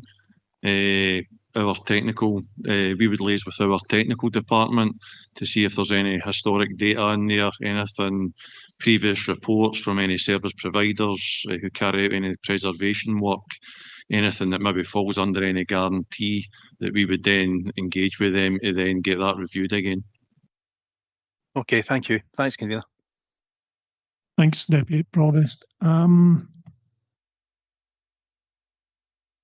I see a number of hands up, but I wanted to go to Councillor Aitchison. I beg your pardon. I see Mr. Gillespie wants to come in following your comments, Deputy Provost. Apologies, it was just to try and go back to the void standard earlier on. We were very much working at advanced standard before, and what we've done is it was, as Douglas has said, it was very much about the painting and aspects in the past. So we've pulled that back to try and look at the voids, make sure that we can get that, because it's very important now to try and get a void back to give that stable environment for the homeless. And I think that's reflected on earlier with Douglas's statement in regards to our voids have now had reduced last year by 30 days. At the present time, they're running with 40, which then puts us in the national average of void turnaround. But as Douglas has said earlier, we want to make sure that we're focusing on that to get that even further down, taking it forward.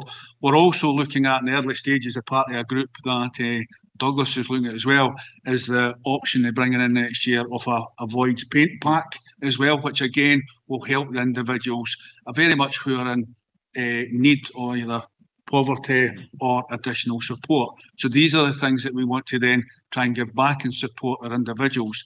And as regards to the Deputy Provost's issue about the rockworks or any mould or that, as Kevin has said, we're hoping that's dealt with very much at the first point of contact when it's tenanted. The teams will go in very quickly. There's a large amount of money spent in there.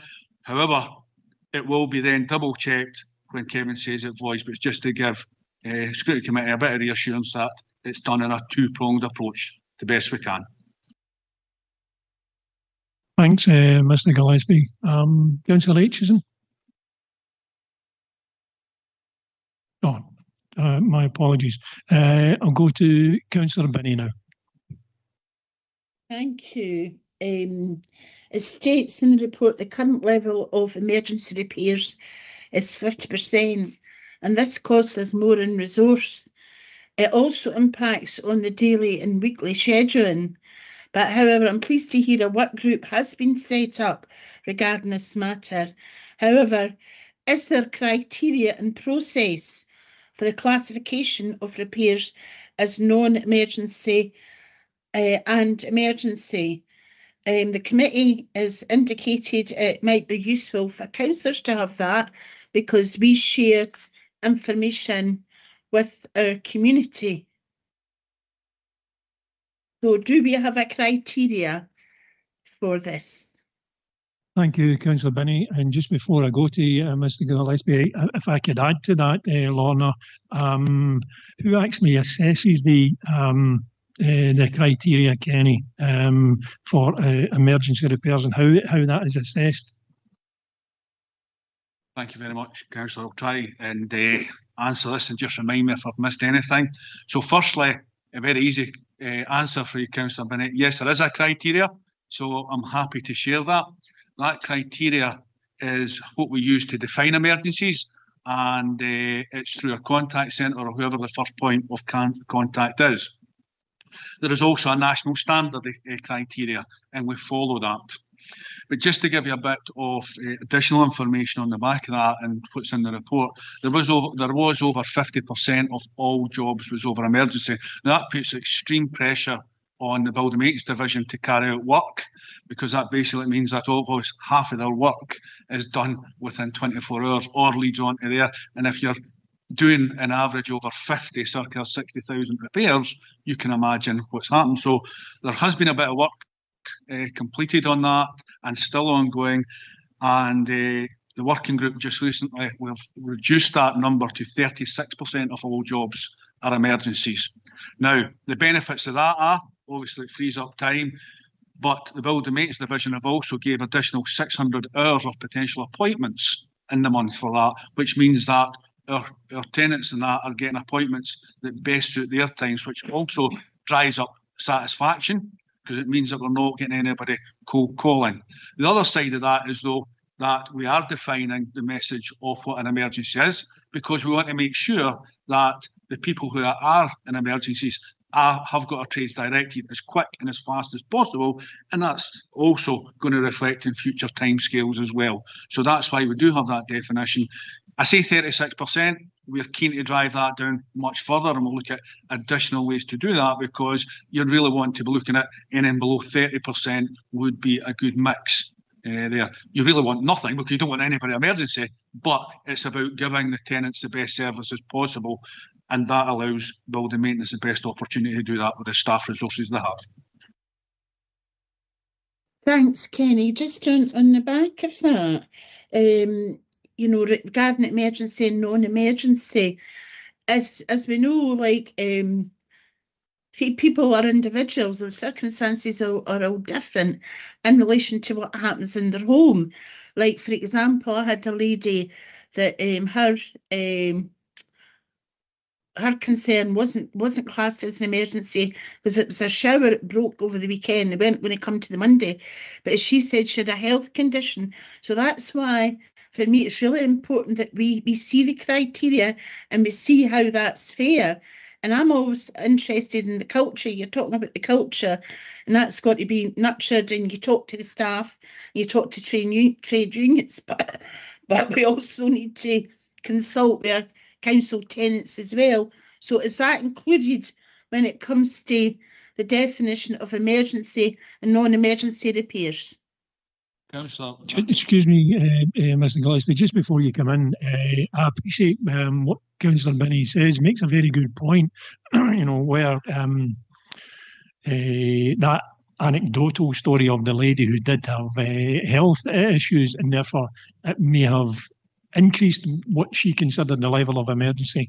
But as Councillor Binney is trying to highlight, it'd be good if we as councillors knew what that standard was, so that had that lady approached Councillor Binney, she would have been able to refer to that criteria and say yes, yes or no on that. So it's a good point.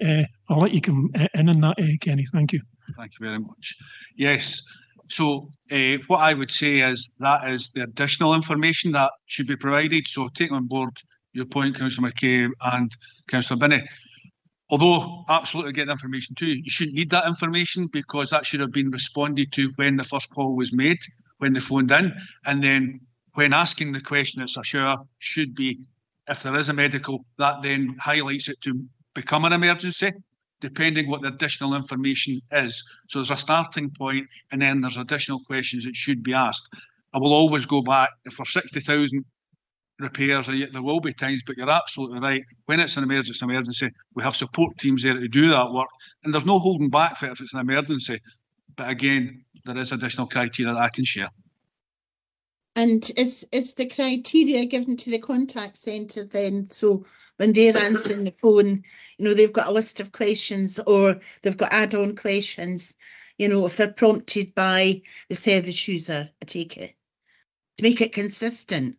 Yes, there's the defined system of questions. We also have Repair Finder, which is, again, an automated way of asking questions, and it gives us what we'll call the answer to that.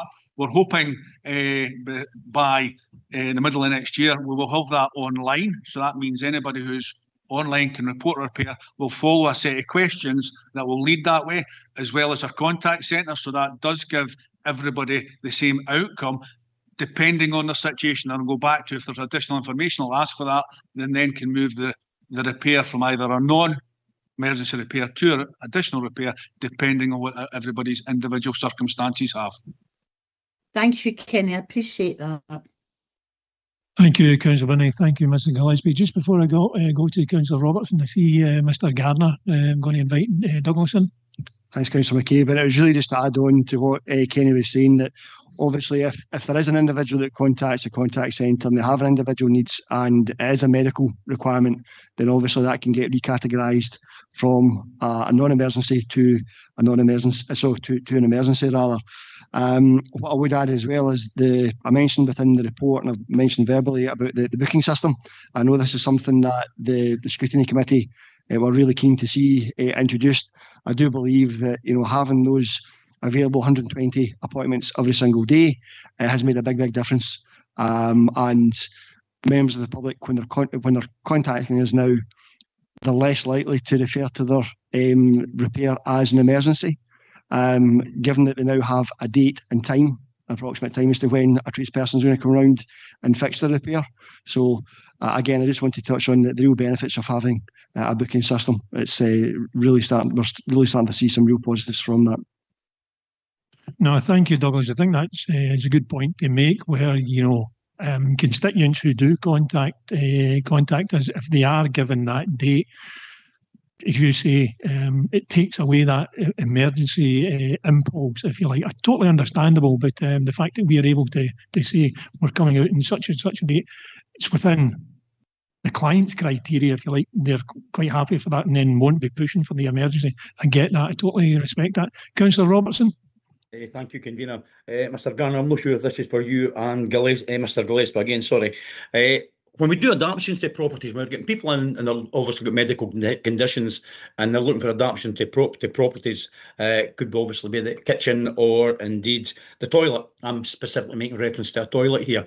I have a constituent who is registered blind and we've done an adaptation to a toilet.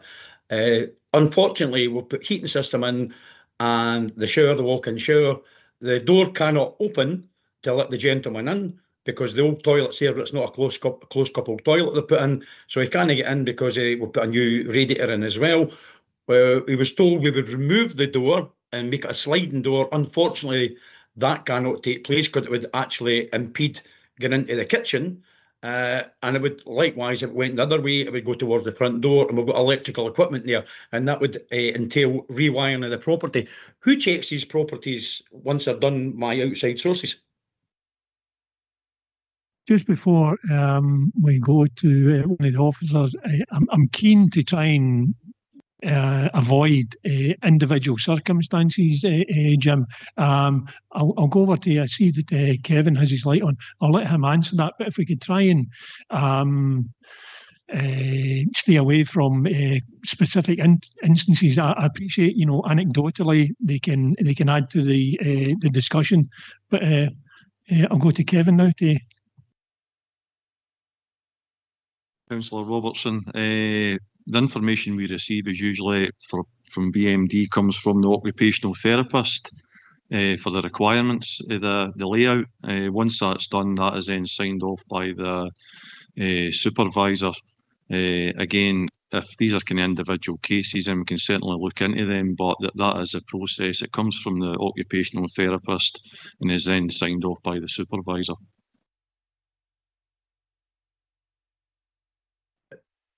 See, Mr. Benny wants to come in on that point. Thank you. I just wanted to ask, with respect to elected members, the report in front of you is an update on the building maintenance division, specifically the strategic approach that the service is trying to make to improve significant aspects of the service, and it's not possible at a committee, in my view, for us to get into the individual natures of specific requirements that you have received as elected members. We're very happy to deal with those, and my officers will be very happy to receive those as emails, but I think we're really struggling at a committee environment to get into that level of detail. And I'm also worried to an extent that some of the detail that we have provided in the report isn't necessarily, we're not able to respond to that. And if there are concerns for elected members, and I don't in any way seek to influence the direction, then, by all means, officers can come back with an alternative report that provides better information on those areas that you are concerned about. But I'm just slightly worried that we've brought a report that details about BMD, but we're asking a lot of questions now that relate to housing strategy, policy, individual aspects. So I just wanted to make that point, but with full respect that elected members can ask any question they like at a committee environment. No, I appreciate that, Mr. Benny, and I take on board exactly what you say. In defence of my colleagues, I think at times we may use examples like this anecdotally. I don't we certainly, I know, when we have pre-scrutiny, when we have a wee chat amongst ourselves, we try and limit any kind of personalisation of specific cases, but it's used more anecdotally, I would suggest to you. Jim, did you want to come back on that Yes, at all? I'd just like before I go to Margaret?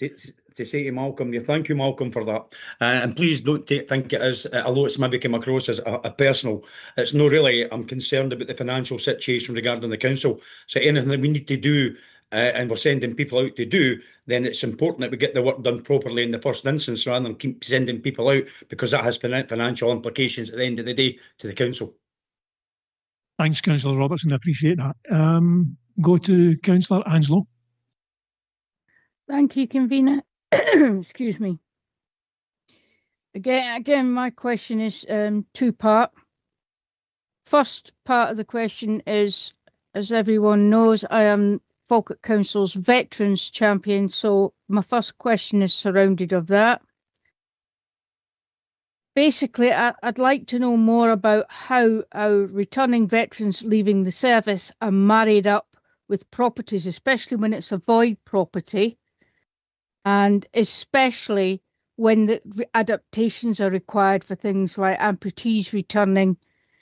And with that, the final point on that part is just to make sure everybody is aware there is a new Armed Forces Covenant Act coming into legislation next year with Royal Assent expected at the end of the year. This is probably, most likely from what I've heard, going to have more of an impact. So I'm concerned on how this is impacting now and if you feel this will impact going forward. Thank you, Councillor Anslow. A wee bit of an issue with the question as you're posing it. I'm going to pass over to Mr. Perry on this occasion. Thank you, and probably just to echo what Mr. Benny said, I think in this case we're here to look at BMD and the work they've done, the good work they've done. I think that was a question about housing strategy and policy, which really hasn't anything to do with today's meeting, and I think we need to, as has been said a couple of times, keep our focus. I think there was part of it on voids, and the council committee may come back to voids later on, but I think that's not really a question for just now. Thanks, Brian. I probably didn't word it fully correctly. It was more about the voids, because I know when I left service, it was a void property I got, and it wasn't, I know I'm talking years ago, it wasn't in a fit state. I'm just wondering how, because veterans come in, how do you marry that up? Because we've got so many void properties we're trying to get allocations of. Especially, I'm just concerned with the veterans because they have a special some of them need special adaptation needs, and that may put more work on getting a property out of void. You know, they might have to do more work on it. I'm just wondering how they basically marry it up. I totally respect your position as the Veterans Champion, Margaret. I still think this is maybe a wee bit more to do with housing. However, I see that Mr. Gillespie's willing to come in this, so I'll pass it over to Kenny just to give you a response. Thanks. I think my response is because it is not about BMD. Councillor, I'm happy to meet you offline and go through that, because it is about our allocations policy and our local housing strategy. So I'm happy to take that offline if that helps local member. Cheers. Would you be happy with that, Margaret? That's perfectly acceptable. Thank you. My second point is it's already been acknowledged by BMD and housing that focus on voids could lead to a lower levels of performance for non-emergency. I'm not going to go down the anecdotal other than I've had similar complaints in my surgery and leave it at that. What BMD is saying they would do their best to avoid it. I'd just like maybe a little bit more expansion on how you are of reducing that, if not avoiding. Thank you for that, Margaret. It's a question I intended asking anyway, just to look for a wee bit more expansion on it. Within the report at page 58, it's acknowledged by the BMD that the focus on void properties could lead to lower level performance of non-emergency. Now, we don't want that to happen at all. So can you maybe just give us a wee bit of an expansion of that, Mr. Garner? Yeah, thanks, Councillor. What I would say is there is obviously a real high demand, and we've spoken a fair bit this morning on the pressures of turning void properties around as quickly as we possibly can, and obviously getting individuals and families out of B&B accommodation. We want to get our individuals and families out of temporary accommodation and into long-term residential properties. You can't help but have heard when you listen to news about the national housing crisis, and I appreciate we're not calling it a national housing crisis within Falkirk, but Falkirk 2 is looking to really turn those void properties around as quickly as we possibly can. Now, one of the impacts on that might well be that our non-emergency repairs may well reduce. Right now, the performance is exceptionally strong. It's really high. And detailed within the report, whilst it acknowledges that the non-emergency response performance may reduce, it will still fall well within the 20 days target. So I can give committee the assurance on that front. I also do feel that, and I've mentioned this previously, that having the booking system for our householders gives them an assurance, letting them know that even if it's a non-emergency repair, they still know when a tradesperson will come out, the day and the time, etc. So it's just something that I wanted to flag up, that whilst there is obviously that great deal of focus on voids, and rightly so, and there might well be a slight reduction in the non-emergency repairs, it's still been managed. And I think the fact that I've reflected earlier on that we can give members of the public that date and time gives them that assurance. Thank you, Mr. Garner. I'm going to pass over to Mr. Gillespie. Thanks. It's just to supplement what Douglas has said there. As members are aware, in October, that's all part of the direction of the local housing strategy about getting voids a priority. Another thing to make members aware, this all ties back to what's best value and what our requirements are on tenants. Douglas said, at the present time, we're certainly we're about half what the target is. So if we've got our tenants, it's quite published, that accepts us 20 days for non-routine. We're sitting about 10 days, just over 10 days at the present time. And I think that's got to be commended to build maintenance, because that's where it ties back to the appointment system, better use of the trades, but also allowing the tenants to have choice on that. So the impact, what I would say at the present time, is not as great as there. But if the direction of housing is to ask building maintenance to move more resources into there to deal with the homeless, the members will be aware that we took over 50 family children and that out of our temporary accommodation, which has been recognised positively by the regulator as well in the direction what they were taking. I'll pass over to Mr. Penny now. Yeah, thank you. I always want to have really open and transparent and honest conversations with elected members. And that's why the report makes clear that the absolute priority right now is the reduction in times for voids. Now, the only way we can do that is by prioritising our resources to voids. The consequential impact of that prioritisation is less resources for other aspects of the business.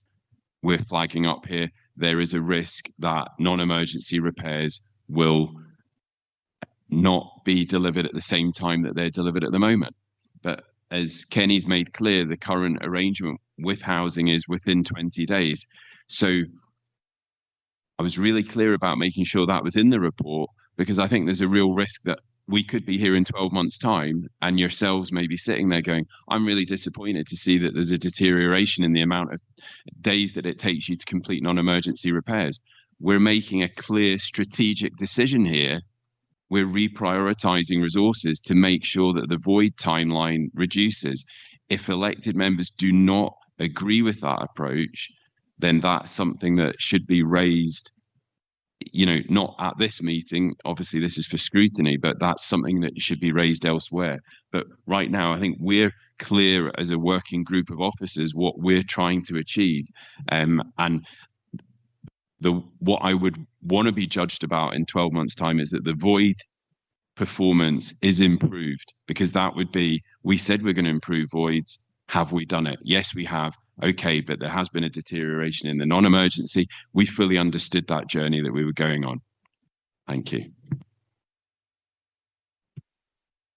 Thank you, Malcolm. Does any of my colleagues have any further observations or questions they want to pose? I don't see any indications online or in the room. So in summation, I would propose that I'd like to acknowledge the good work that's been done by the service so far. There is a lot of good work. There has been a lot of improvement, and I would think that we should be looking for a report coming back to scrutiny in a year's time, December 26. Would that be reasonable? Yeah. The second element of it is because there has been quite an amount of concern expressed by councillor colleagues regarding the voids performance and letting standards, changing in letting standards. I feel that a wee bit more work needs done in trying to answer some of the issues that have been raised here. I take on board exactly what Mr. Benny says, that this has been the main focus of trying to get relatable standards turned around quicker. I still don't feel there's the evidence there that satisfies my council colleagues sufficiently. So I'm because this is the greatest of concern to elected members. We've heard anecdotally of the level of their contact from constituents about the concerns that they're expressing. I realise that there'll be budget implications as well, Malcolm, where to me, you're almost trying to meet two things. You're trying to cut the reletting times, but even within the report, it's at the risk of emergency repairs being impacted. I'd maybe like a wee bit more detail to come back. So if we could, again, I'll seek the acknowledgement of my council colleagues.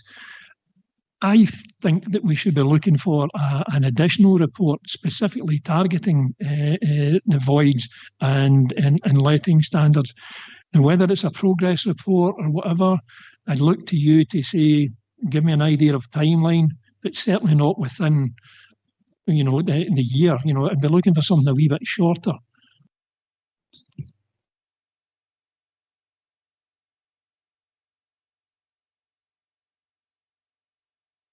Malcolm, thank you.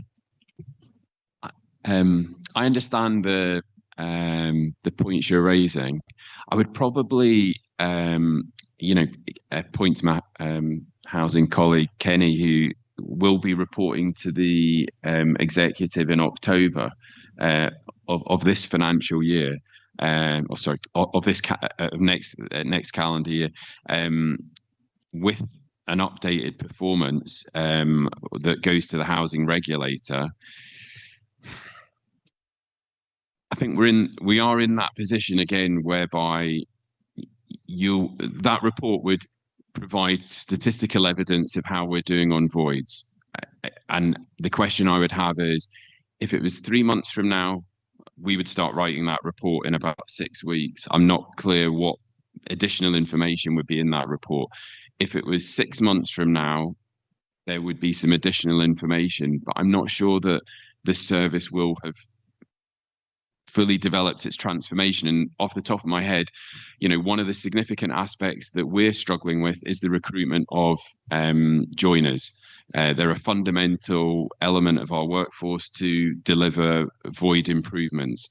It's only in recent months, through the bolt-on skills, that we've now got a salary that's competitive with the private sector, and we're now out to recruit. But our most recent recruitment exercise returned one joiner, which is great. I think that would be the first joiner that we've recruited from the private sector in years.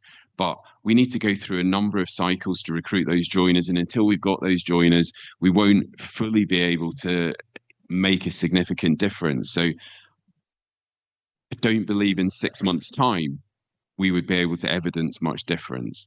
So my request would be 12 months from now. But by all means, again, I probably would look to Douglas and say we'd be very happy to provide at the end of the financial year. So that would be March next year. Give it 2 months for the guys to present the data and analyze that data, an elected members update on the conclusion of 25-26. This is how we did. I'd be happy to do that in a kind of like May, June timescale. And again, if you read that and you weren't happy, you could call us back in sooner. But I think we'd be happy to come back here in November next year with our usual annual update. And hopefully that would satisfy the concerns. But I also would make the point, no one on this side of the room is satisfied with current performance. We're meeting as a monthly basis as a housing transformation board to deliver change and make sure things happen. So we don't wait for the scrutiny board, scrutiny meeting, if you like, to see how we're doing. We're going all at it. But yeah, that would be a good timeline for me if you were accepting of that, a kind of update in May, June on performance in 25-26, and then we'll return in November with a much more detailed update. Thank you, Malcolm. I think that's a good suggestion. Oh, I beg your pardon. Sorry, Kenny. Sorry, just to compliment what Malcolm was saying. At the end of the financial year, we collate the evidence for the report for October, and that's where we compare with other local authorities. So by the timelines that Malcolm's saying, we will have an understanding of where Falkirk is alone, although maybe not have the other local authorities. So tying that back, and if you were favourable, tying into what Malcolm's saying, we would be able to give the update performance of where our voids are at that stage. Yeah, taking on board what Mr. Benny had said about the recruitment of joiners, being I'm using that as an example. What I didn't want was us waiting a year further down the line to find out we've got a problem recruiting joiners. That's just a pure example. So that's why I was keen that something could be coming back that wee bit earlier. But taking on board Malcolm's suggestion of financial year end, a couple of months after it, so potentially looking June, July, something coming back, giving us a sense of direction, rather than, as I say, we've almost identified a problem now, and a year down the line. We were right a year ago, we don't want to wait that long. We need to be kind of focusing in to see if there's anything else that could be tweaked or whatever. I'll just throw that out to my council colleagues if does anybody want to come in with anything? Other than that, we are happy with the... Oh, Councillor Robertson. Thank you, Convener. I agree with your sentiments here. I'm happy if the Malcolm and Kenny and Mr. Garner's going to come back maybe summertime, mid-year, and give us some kind of evidence. And then if we need to call them back, then I'm happy to go forward with that suggestion. Okay, thanks, Jim, for that. I'm going to call in Mr. Perry just to almost close things out here. Yeah, I just wanted to be clear, because what we said in this one was the members will get a briefing note. So that's not something that goes in the agenda. That's something you'll just get, and you can read that, and you can maybe start to form opinions. There'll be a report later on in the year that will come to the committee. That's when you do your scrutiny. So I think everybody's in agreement with that. So I just want to make sure I'm correct to record this for officers for later. Is everybody happy with that, councillors? Agreed. Thank you. Thank you very much for your time today, gentlemen. Really appreciate it. Thank you. We're going to have a wee 10-minute recess. Thank you. See you back online in 10 minutes.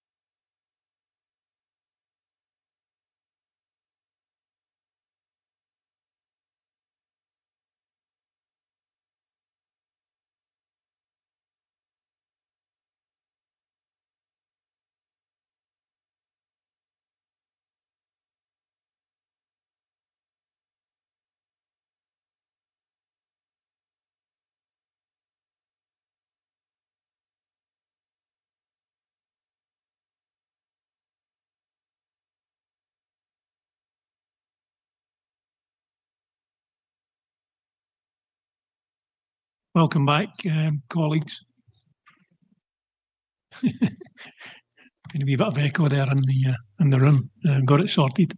We're now moving to agenda item 7, which is following the public pound services to children and young people 24-25 annual reporting statements.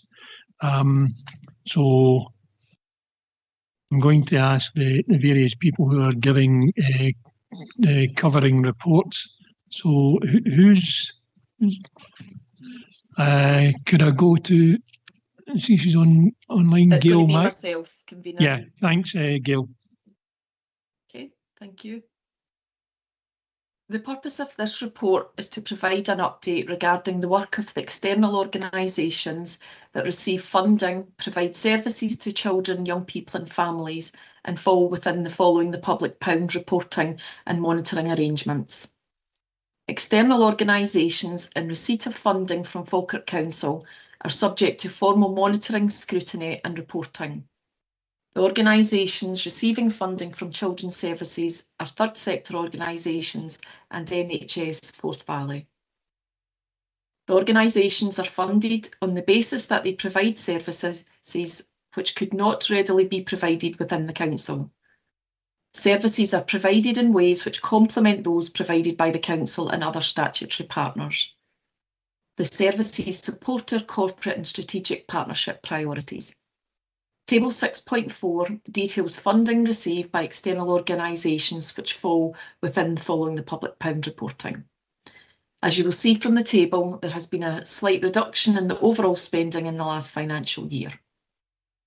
Following joint work undertaken in late 2023 with Aberlour and Barnardo's, there was a reduction of the funding to these organisations for the 24-25 financial year.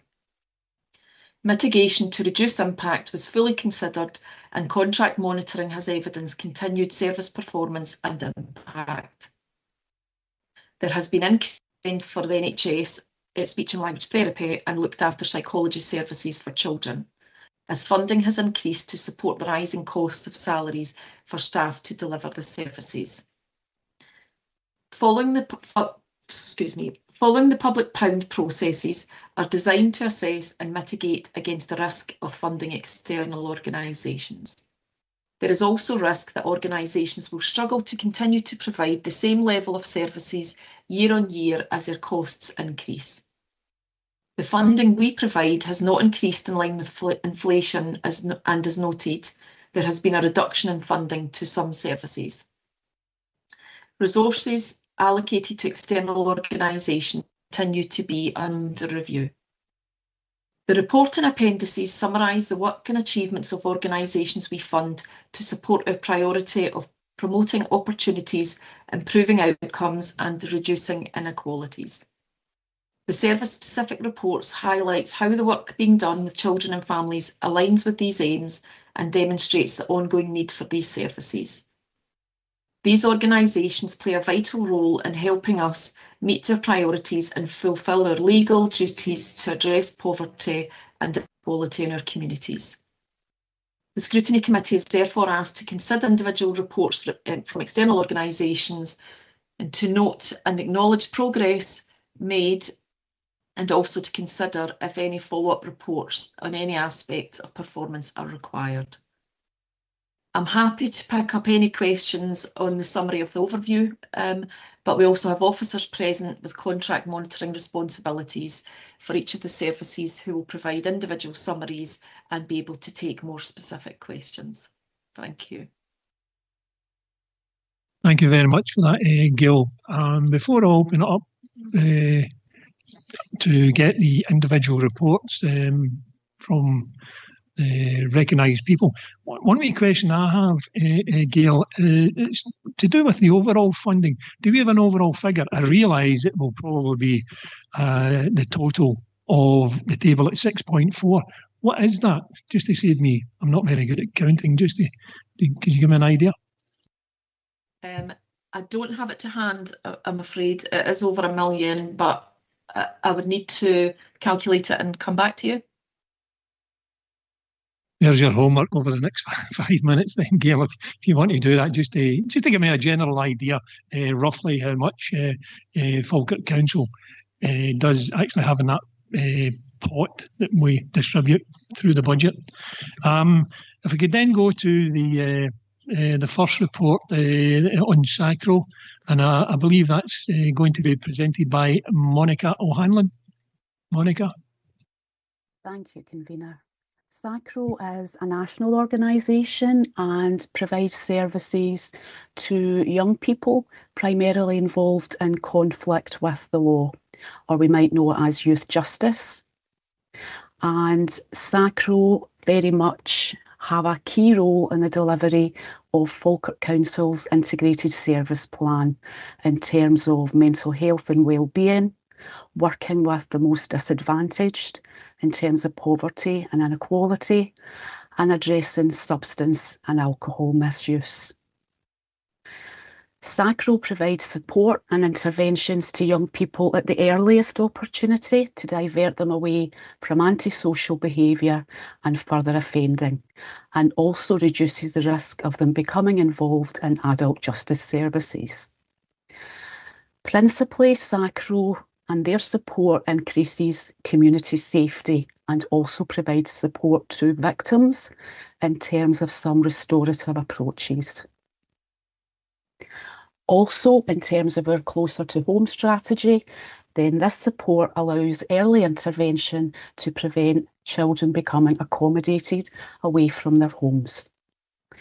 The target group is for 8 to 17 years, albeit it tends to be the age group of 13 to 16-year-old males who receive the highest level of support.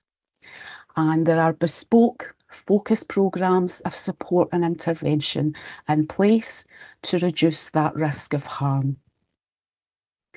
And certainly this support has helped to reduce the incidence of youth disturbance, and there can be bespoke group support provided where required.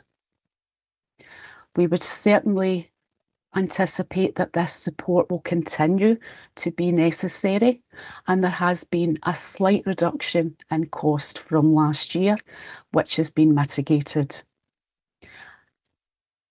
We would suggest that this continues to allow an increased community benefit and that continued preventative work with a very vulnerable service user group.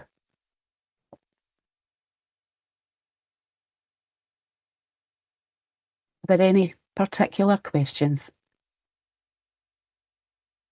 Thank you for that presentation, Monica. I believe we do have a couple of questions. I'm going to go to Councillor Kelly. Thanks, Convener. Thanks for that report, Moira. Can I ask you on page 66, poverty and inequality, we will remove barriers to positive destinations and provide them with opportunities to promote good outcomes across the life course. How do you remove these barriers and turn them into a positive destination?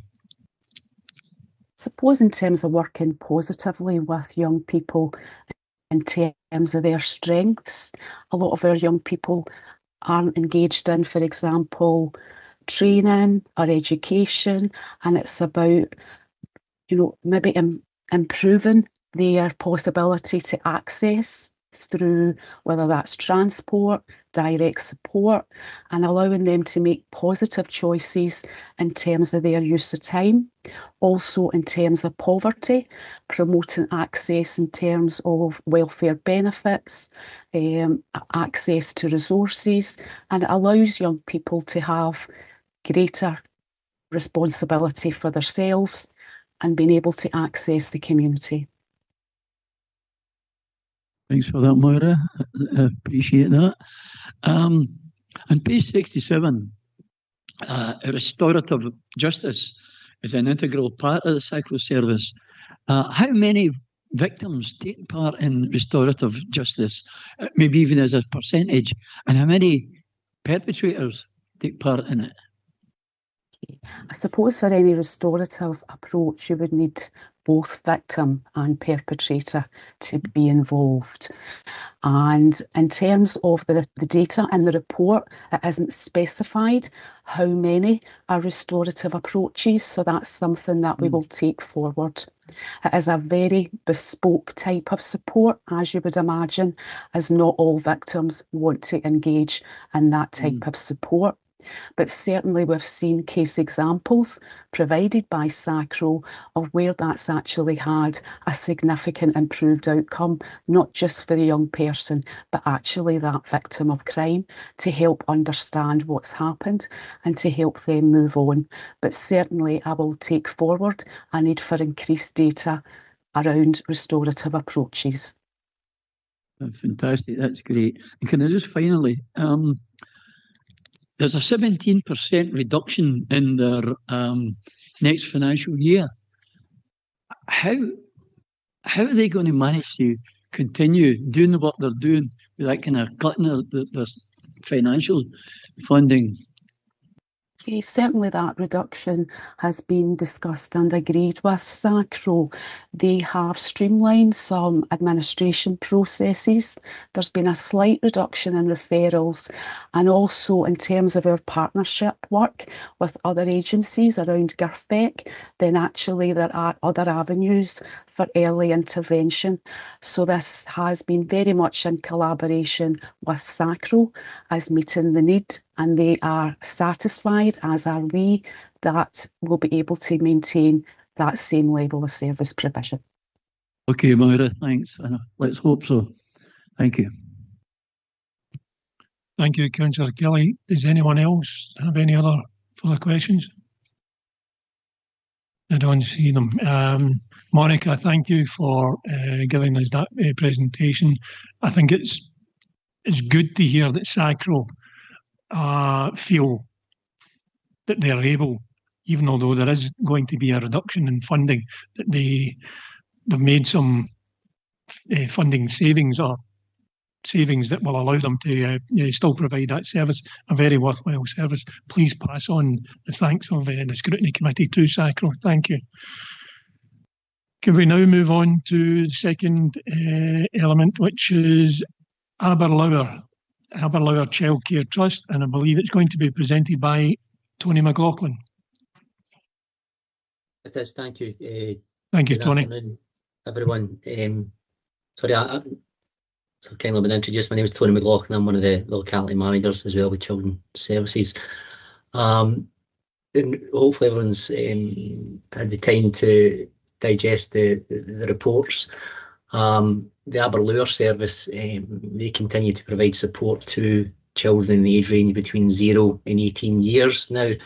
There's a range of issues and challenges that they support families who are facing adversity and crisis, often around parenting challenges, mental health difficulties, families that have experienced domestic abuse and poverty.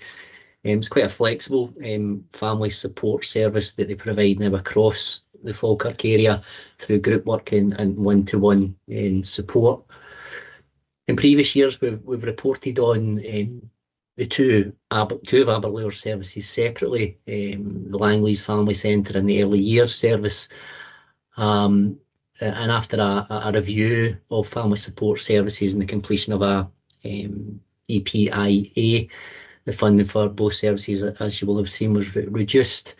The council still does provide premises in kind, so that was done in discussion, similar to the previous discussion with Monica. That was done in discussion with Aberlour. So this year's report, we've combined both services. There's been a request to Aberlour to extend the delivery of support to 80 families across Falkirk and to include a wider age range. Now, the service is on track to continue either meeting or likely to exceed the targets of families that are supported across Falkirk.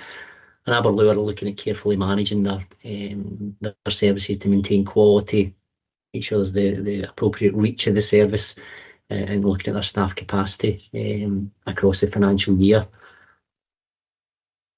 I could anticipate there will probably be questions similar to the previous discussion around how are they able to sustain that level of service given the reduction in funding. And hopefully you've seen in the report, it talks about how Aberlour, they have shared staffing and management across a range of Falkirk services that they're able to access, the use of volunteers, student placements, group-based delivery methods. They can access the central Aberlour supports, through their finance, HR, and safeguarding oversight also. That's just to make sure that the wider Aberlour services are able to complement the interventions and signposting. You may well be familiar with some other Aberlour services such as Sustain, Equally Safe, and the Intensive Perinatal Service.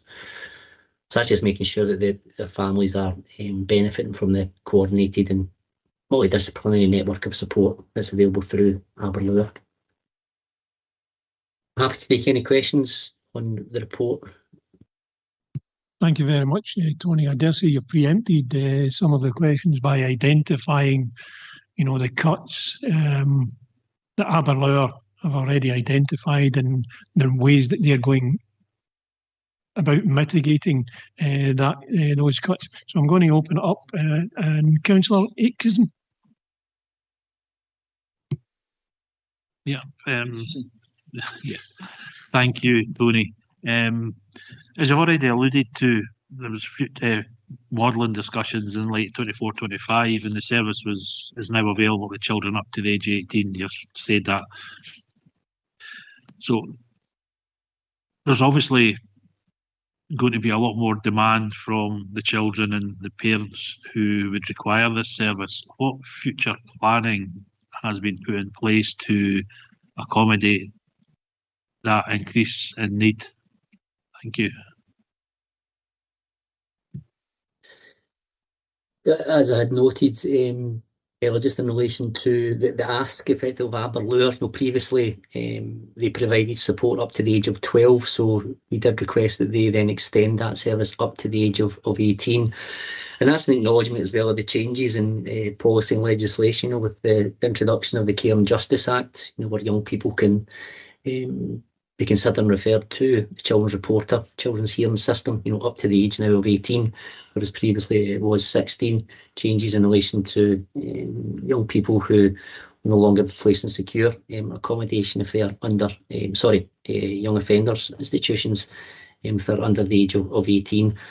So I suppose going back to the question was, will we have asked Aberlour to look at, extending the provision of that support, and hopefully you've seen in the data there that there are a significant number of young people who are now accessing that service who are in that older age bracket.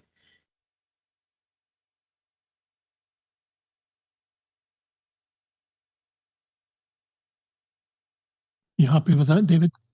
Thank you. Councillor Aitken. Hi there. My question's on the Falkirk Council requested the service to extend delivery of support to 80 families across Falkirk Council. As of the end of Q1, we were supporting 43 families. I'm just wondering if you could give us an update on where we are just now.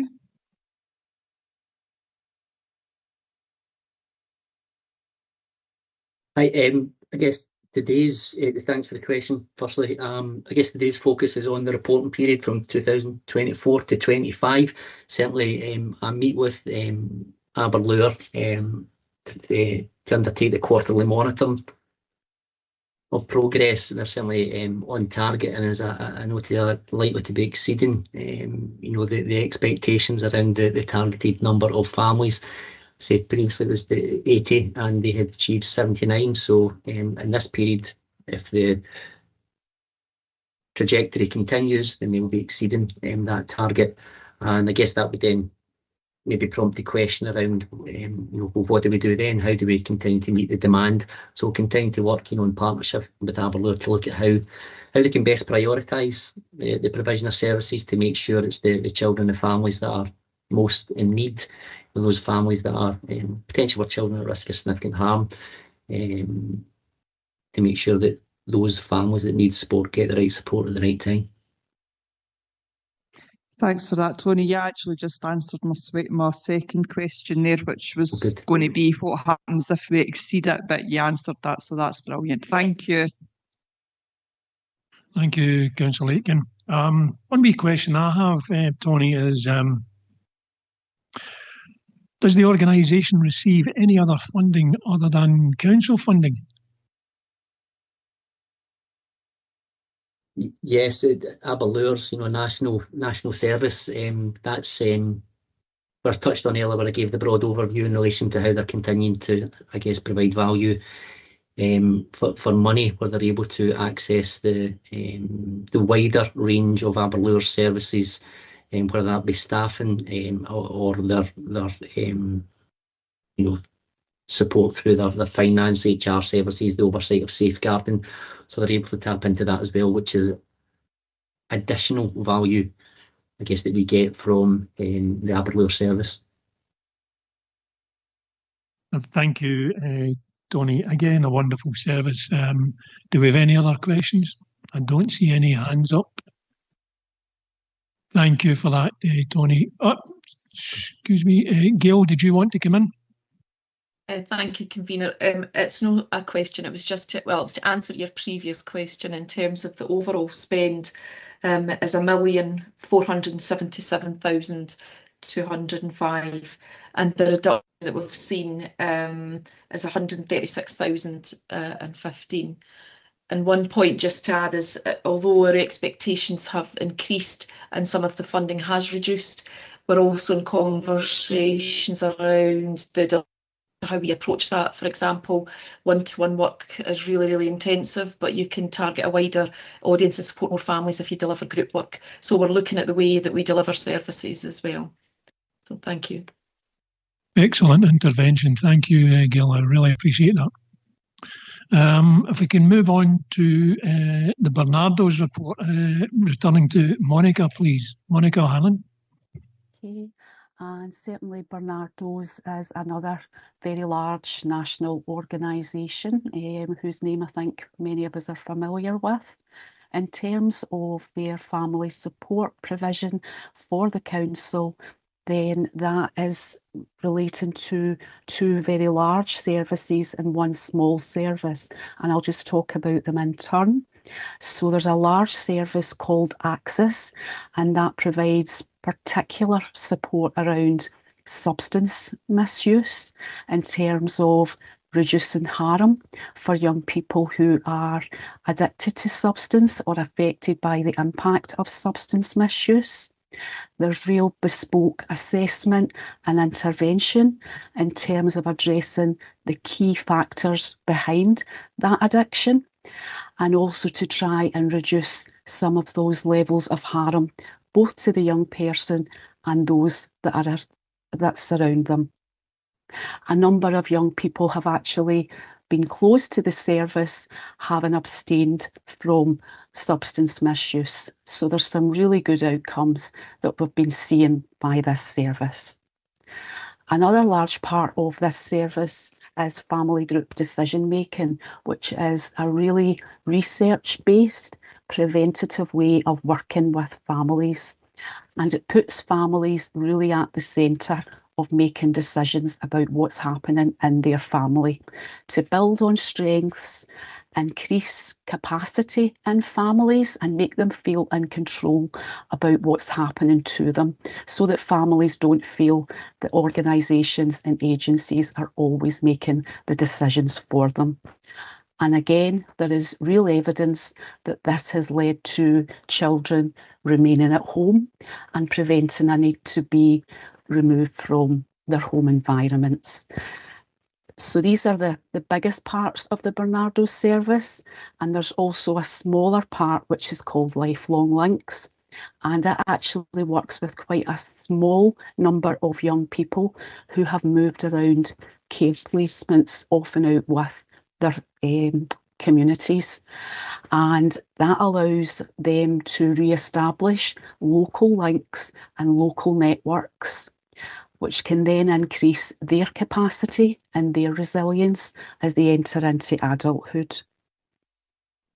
Similar with some other discussion today, there has been a reduced spend quite significantly for Bernardo's, and I think we need to acknowledge they're a large national charity and they actually receive funding from a range of services, and they've been able to make their own contribution in terms of what's provided.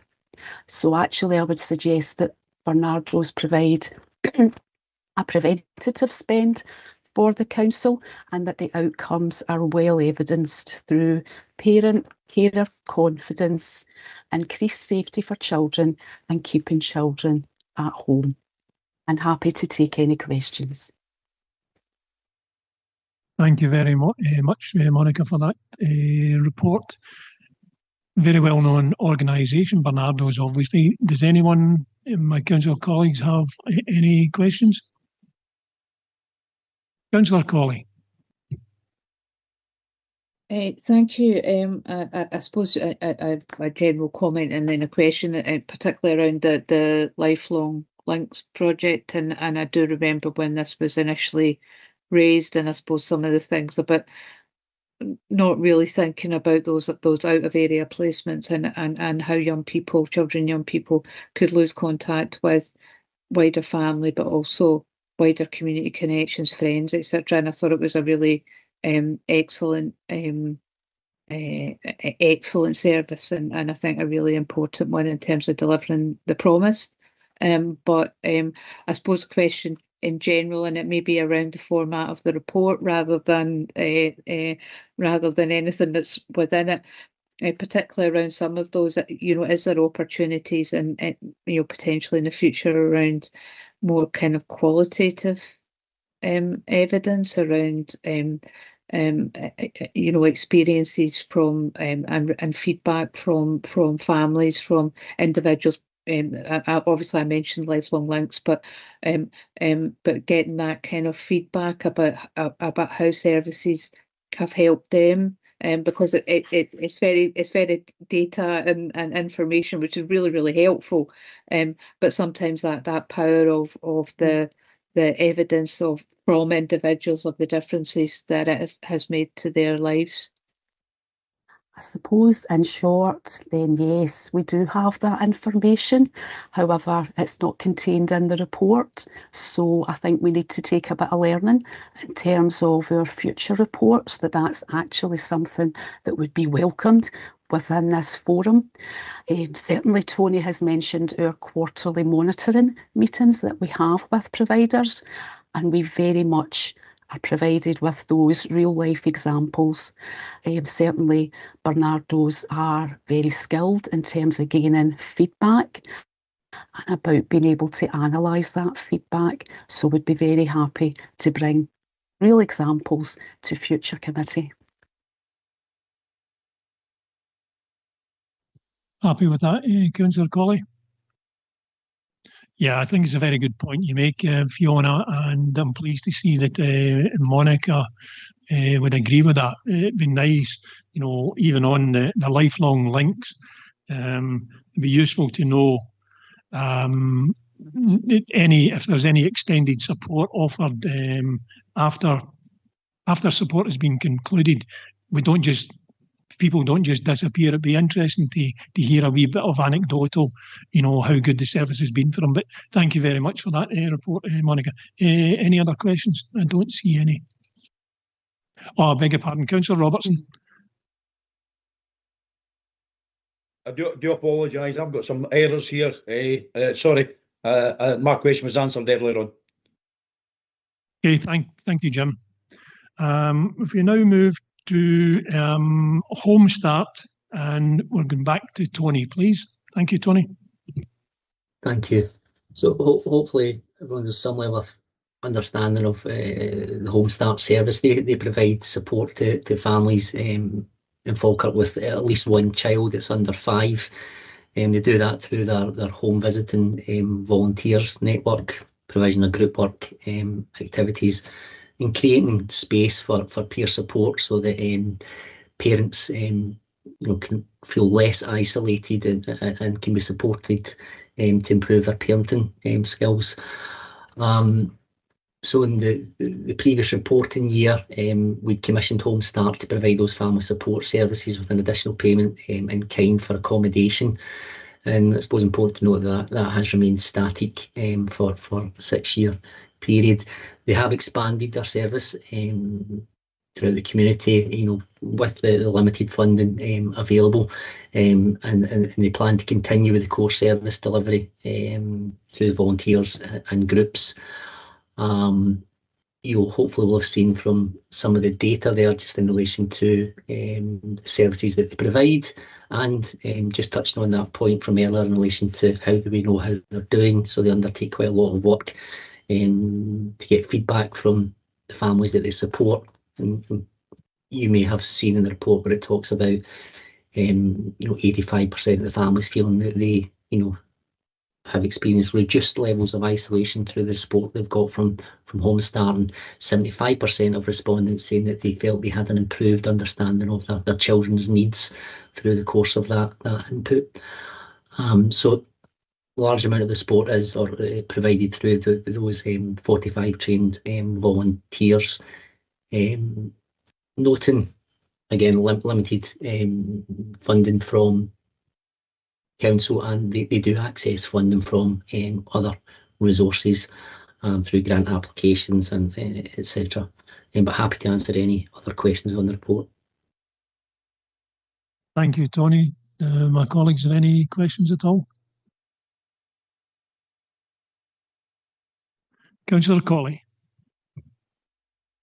I hope you'll indulge me with more of a comment than a question, but I think I suppose possibly we'll want to pay tribute to the volunteers that are involved, but I'm always astounded at the level of impact Home Start has with what is a really small funding package from Falkirk Council. So I just wanted to put that in record because I think they do a fantastic job. Absolutely not an issue, Councillor Colley. Observations like that, I think, have to be made and put into the public forum. I appreciate that. Thank you. Okay, if we can then move on to NHS CAMS, and we're going back to Monica. Quite a different type of update. Care experience psychologist is one person with governance from CAMS, and she works 3 days a week. She provides support to children who are looked after away from home, and also those at risk of their placement breaking down. As a psychologist, then there is an aim to reduce distress in terms of mental health issues, promote well-being, and really try and reduce issues of risk, whether that's self-harm in terms of a particular young person, or also that risk of instability of placement. It's a very specialist resource, and certainly children who are care experienced will have had quite a journey of trauma in their lives in terms of their early experiences, and then their experiences have been moved. It's a very therapeutic intervention, and it also reduces the need for external provision out with Falkirk and more sort of secure settings, for example. It's a really flexible resource where the psychologist will attend homes, residential settings, and also attends our children's houses on a bi-monthly basis to provide group consultation and support to staff. And that's a really key aspect of the psychologist's role, is providing consultation, advice and feedback to staff who might be struggling to manage, excuse me, really quite dysregulated behaviour from some of our children and young people. There isn't a restrictive criteria or significant waiting list, and actually the psychologist has had an increase of an additional 20 referrals since last year.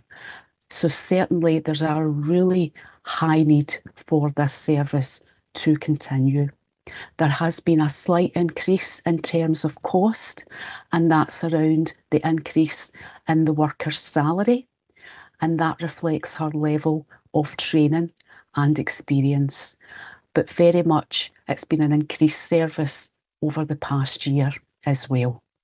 So happy to take questions. Thank you again, Monica.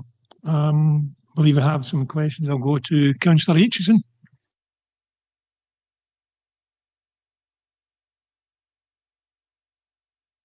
Yep, thank you.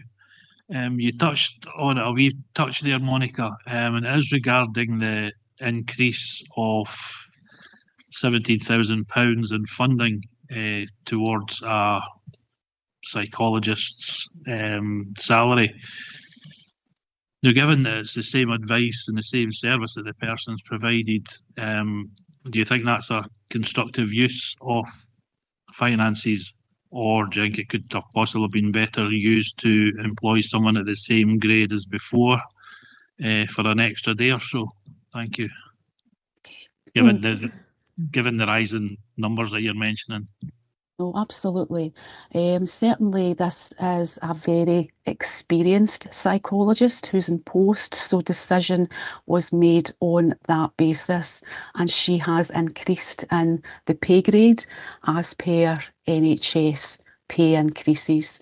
So her level of experience and what she can provide in terms of assessment and specialist intervention has increased with that particular training, and it was felt that that was where the benefit was to our children and young people.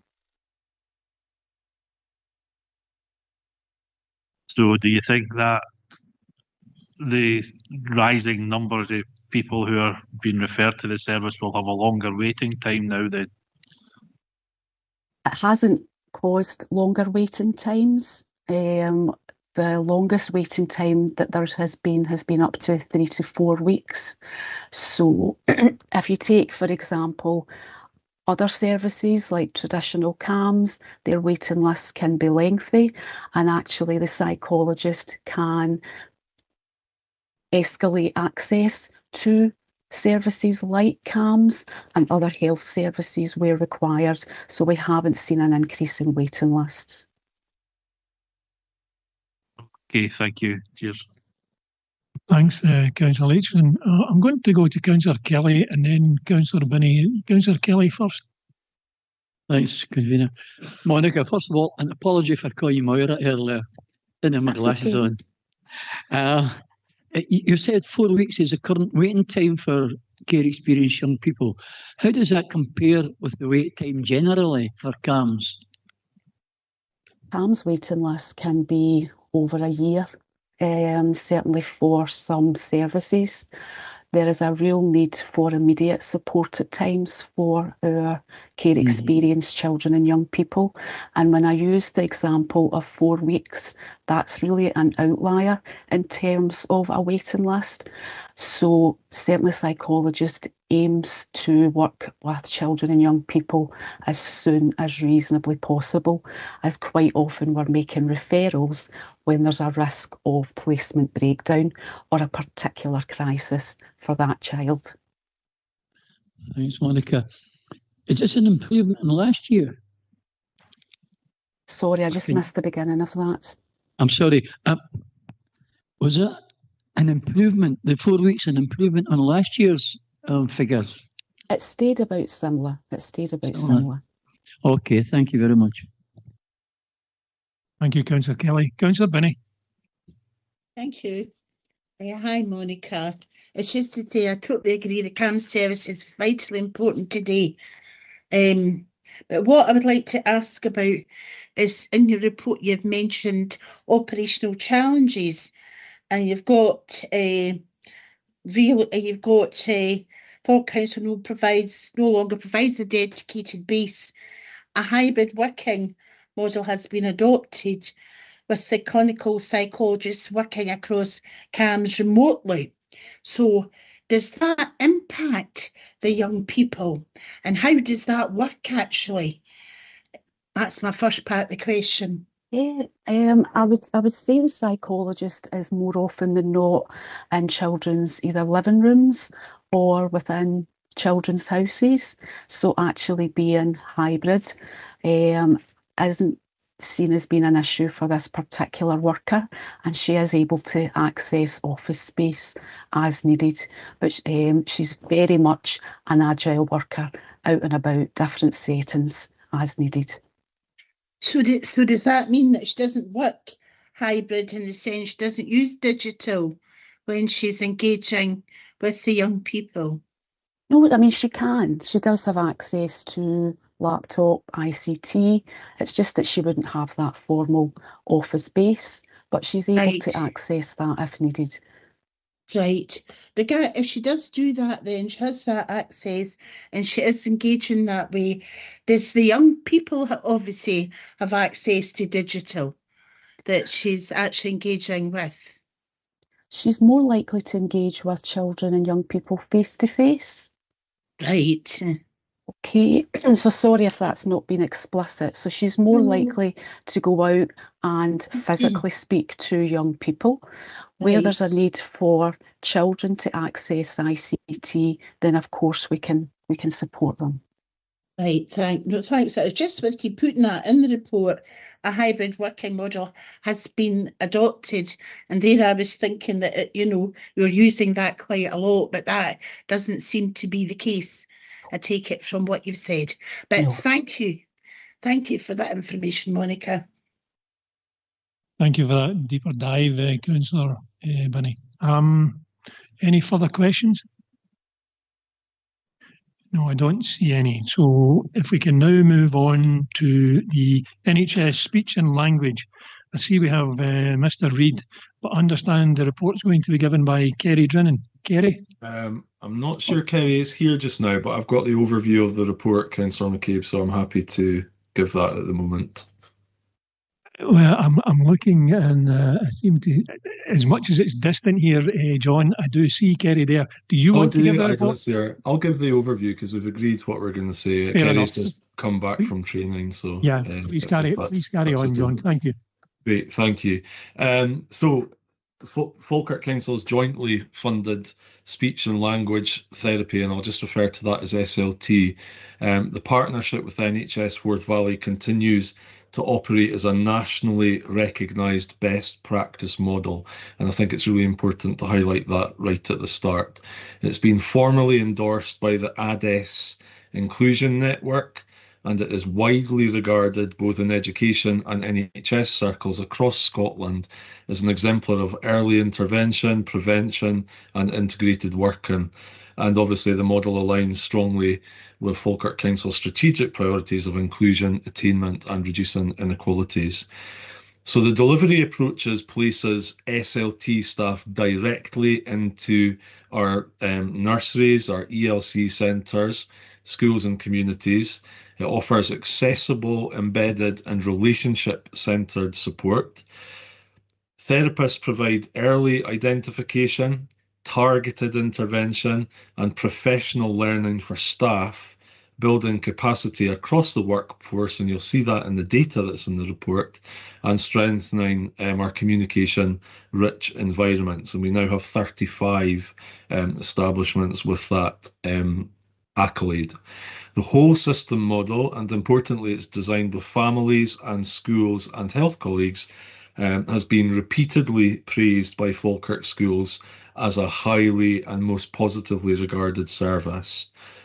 Now, in the report, it refers to the fact that the service was presented for a COSLA Excellence Award, and also references two National Scotland's Health Awards, of which they won both, and that included recognition for the Forth Valley model of joint working.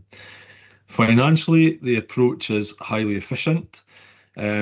All of the Falkirk Council funding is directed solely to staffing, so there's no building or estate costs, as you would expect, and any increase in overall costs relates only to nationally applied pay awards. And what we do is we build a small annual uplift into that in order to maintain continuity, and that comes from a number of budgets across education.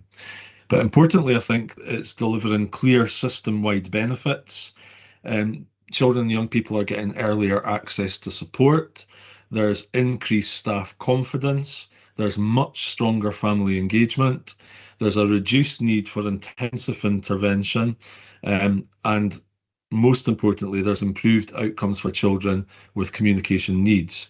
And embedded early intervention is preventing escalation, so it's freeing up capacity across the system. It's widening access for children who previously may not have been identified, and that is crucial in the work that this is carrying out. And so it reduces longer-term pressures on specialist education, but also within services within the health and social care partnership. So overall, what I would say is that the partnership with NHS Forth Valley stands as high impact, it's equitable, it's sustainable, and it provides excellent value for money in our opinion. And the benefits, I think, significant for children, families, our teaching staff, our support staff, and our communities, and it recognises sector-leading practice that is recognised nationally, which is also being looked at or is work in process into other health authorities. So you can see Kerry, I can't, and I'm right at the screen, but we'd be happy to take questions on any aspect of the report. Thank you very much for that, Mr. Reid. Councillor Robertson. Thank you very much. John, I'm just wondering if we the training and development, are there adequate training opportunities for SLTs, particularly in the specialist areas like autism and mental health, and are staff equipped to deal with complex presentations? Right, I will ask Kerry to come in and answer that question. Thank you. Just to clarify, our speech and language therapists will get their own training delivered by the National Health Service, and they have a very robust offer in all of those elements and aspects. So we benefit from their expertise in their own field as well as from that CPD that the health deliver to their own staff. And so from that point of view, we get the best highly skilled staff training our staff. And although they are speech and language and communication, they do also work with autism, and they support our autism bases because it's the developmental delay and the language barriers that they will work on for children who have autism or neurodivergent needs. Thank you, Kerry. Thank you, Councillor Robertson. You probably answered my question that I was considering earlier on, John. Clearly, this is an excellent service that's being delivered, and you feel that it is good value for money. So I'm happy to accept that. Do we have any more questions? I don't see any. Thank you. If we could now then move to the one-parent families, and I note that the next three reports are going to be given to Tony. If any person would like to leave, rather than sitting around for something that doesn't particularly concern them. But I'm going to pass over to Tony for one-parent families. Tony. Thank you. One Parent Families Scotland, they continue to provide holistic support to lone parent families across Falkirk. They support our families with a range of issues in relation to supporting them with income maximisation, parenting skills, mental health issues, supporting parents to build their resilience, and a large part of the work they also do is in relation to employability and helping parents to skill themselves up to enter the labour market, and a lot of work around about counselling support that's provided also. Hopefully you've seen from the report that one parent families, they've exceeded their target of expected families that they would support, grade 85, and actually exceeding that up to 102. They're continuing to look at how they can develop their approach and make sure that they're focused on families with the highest level of need. I'm happy to answer any questions in relation to the report about one parent families. Any colleagues have any questions? I don't see anyone online. Okay, thank you for that, Tony. Report's noted. Moving on to quarriers. Over to you again, Tony. Sure, and hopefully, or no doubt, it'll be a service that people are familiar with. So the Quarriers provide our universal children's rights service. The age bracket that they support is from 0 up to the age of 18. And they also support young people up to the age of 26 if they are experienced. So a lot of the work that they do is promoting, upholding, ensuring children's rights are upheld, particularly in recognition of our commitment to the UNCRC and supporting children with advocacy, making sure that their views are heard and included in multi-agency forums quite often, and making sure that agencies give consideration to their views when they're making significant decisions about their lives. Warriors have kindly provided information as to the number of referrals that they have considered and the range of issues that you'll see in the report that they support young people with. So having supported 154 children and young people in the last period. There's also the added value we get from Quarriers being a national organisation. They are involved in delivering children's rights training, involved with our Champions Board, and part of prioritising the advocacy for children and young people, as I say, often through the course of multi-agency meeting forums, such as reviews, child protection planning meetings, children's hearings, etc. They're also involved in improvement activity with us in relation to looking at how we can improve levels of participation and engagement of children and young people in getting their views heard and in service design.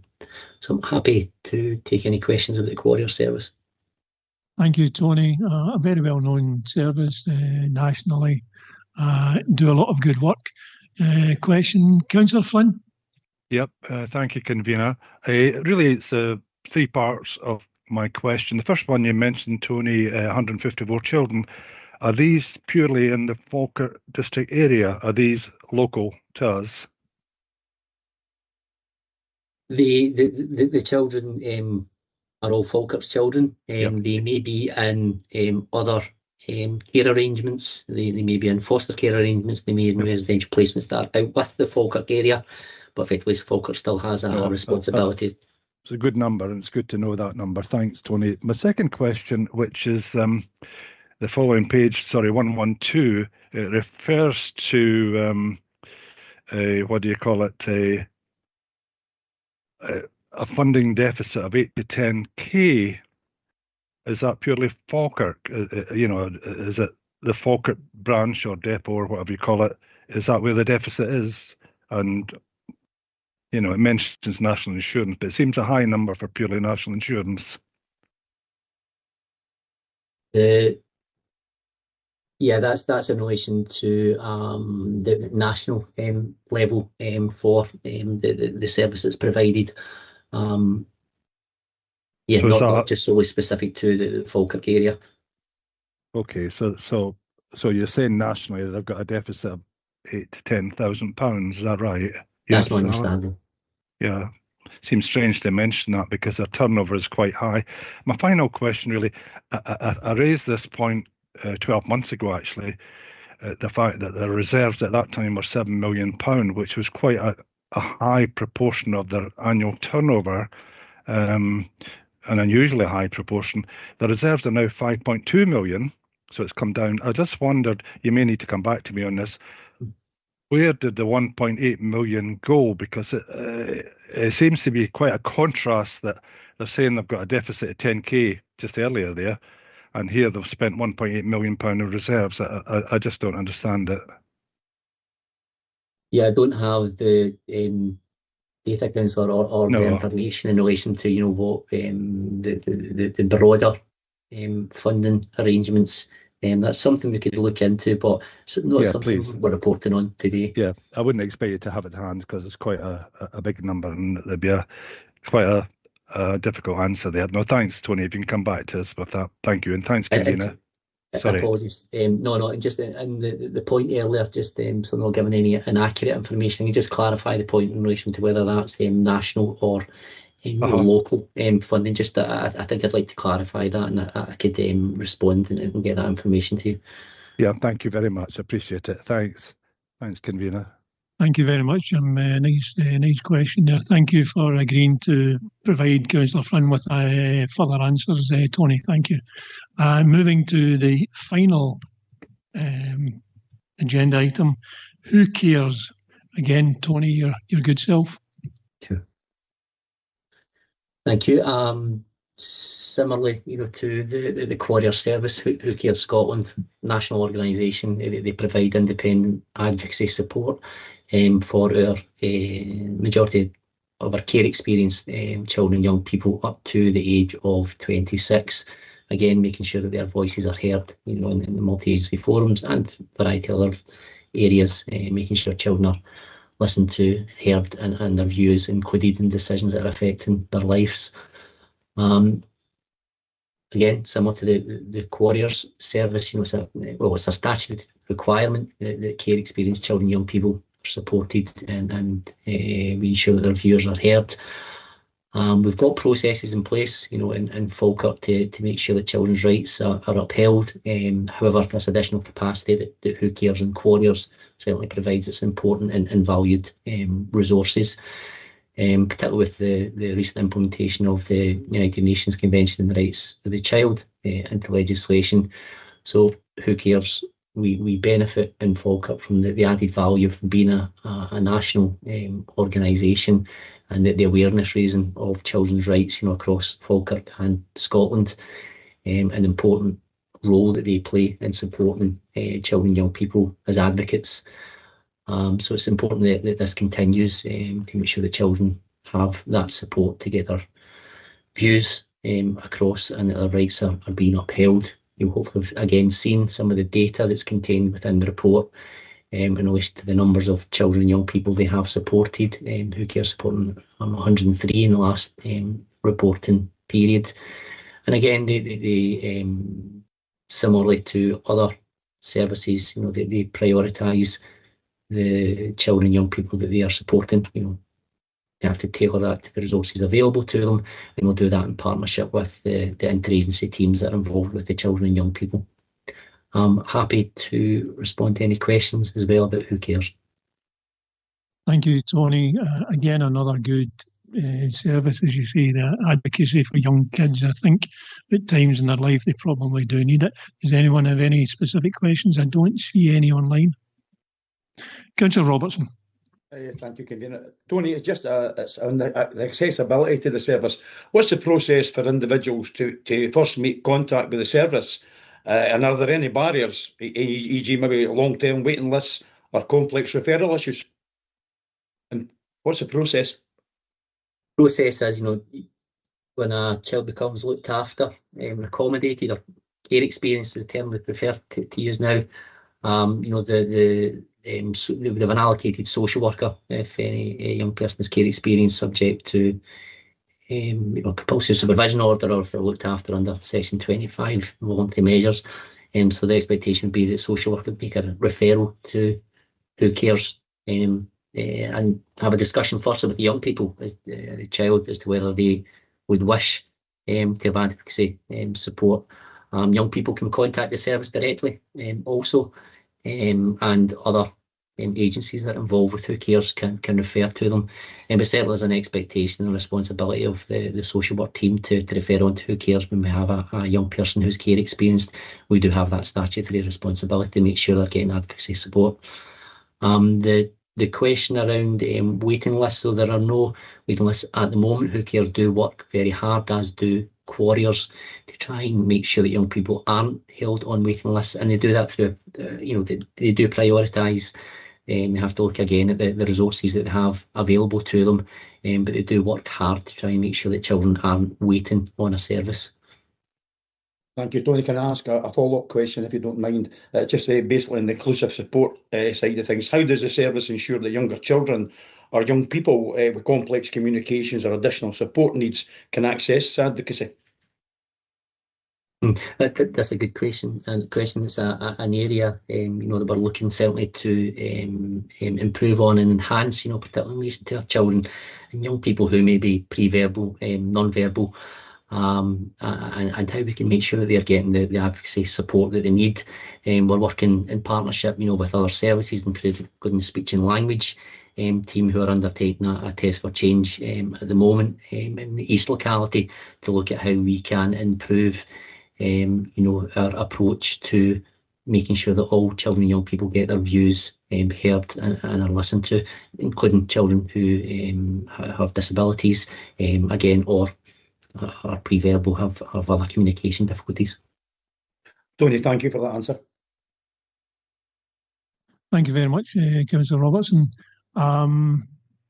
Just in light of all of the, we've gone through, half a dozen of these vital services. Please pass on the Scrutiny Committee's thanks to all of the organisations. They do a fantastic job. Just in closing, I'm aware that Councillor Patrick has a question which takes on board half a dozen of these organisations. So she's just going to pull things together a wee bit. So if I can pass over to you, Sarah. Thank you. Thank you, Convener. Just firstly hoping that you can hear me, because I know I've been quiet because I've been having sound problems.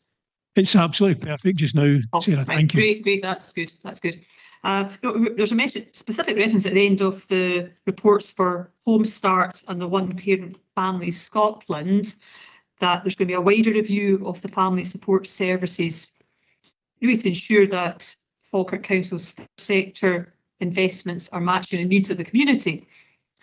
I think it would be quite useful to have an explanation of what that review would involve, and would that outcome include a kind of re-evaluation about what investment levels we're putting in. I'm conscious that almost every report said that investment hasn't gone up over the last few years, so further information about that would be helpful. I don't know if that's a question for yourself, Gail, would you? Yes, Convener, happy to come in on that. We've put that in really because we are absolutely looking at our response to family support and our needs across our communities. So members may be aware of the Whole Family Wellbeing Fund, which is Scottish Government funding, to look at how we deliver whole family support across our communities. So that is very much about looking at tests of change, about how we deliver services. It's also about looking to say what's working well, what do we need to look at, is there any gaps, or is there any accessibility issues? So because of the Whole Family Wellbeing Fund, we are saying that, and the test of change, that we want to look at everything and how it's all working. So we're not saying that we're looking to have cuts, and we're not saying that there will be any cuts. We're not proposing any cuts to third sector organisations at this stage, but we're saying that in light of the Scottish Government funding, that we will be looking at the whole family support piece. We do also in social work have a closer to home strategy, which very much aligns with the principles of the promise, and it's about supporting children to remain at home where it's safe to do so. So as part of that strategy, we have a family support project. So again, what we're doing is, rather than looking at all of these services individually or in isolation, we're looking at everything together, and to make sure that we're delivering what our children, young people and families need across our communities. Thanks. Thank you, that's a helpful overview. Thank you, Councillor Patrick. Are there any further questions? I don't see any hands online. So that being the case, looking to the recommendations that we note the reports and acknowledge progress by the external providers in meeting our priorities, and consider if any follow-up report is required for any specific aspects of an organisation's performance. I can't think, I'm just going to turn to Mr. Perea, I can't think of any specific organisation which is requires a further report, but I'll seek Brian's guidance. Thanks, Convener. There's probably two interesting points here. One is, you're quite right, there was no request for any further information to come back. It was noted in one of the answers that I think about giving real life experience in future reports.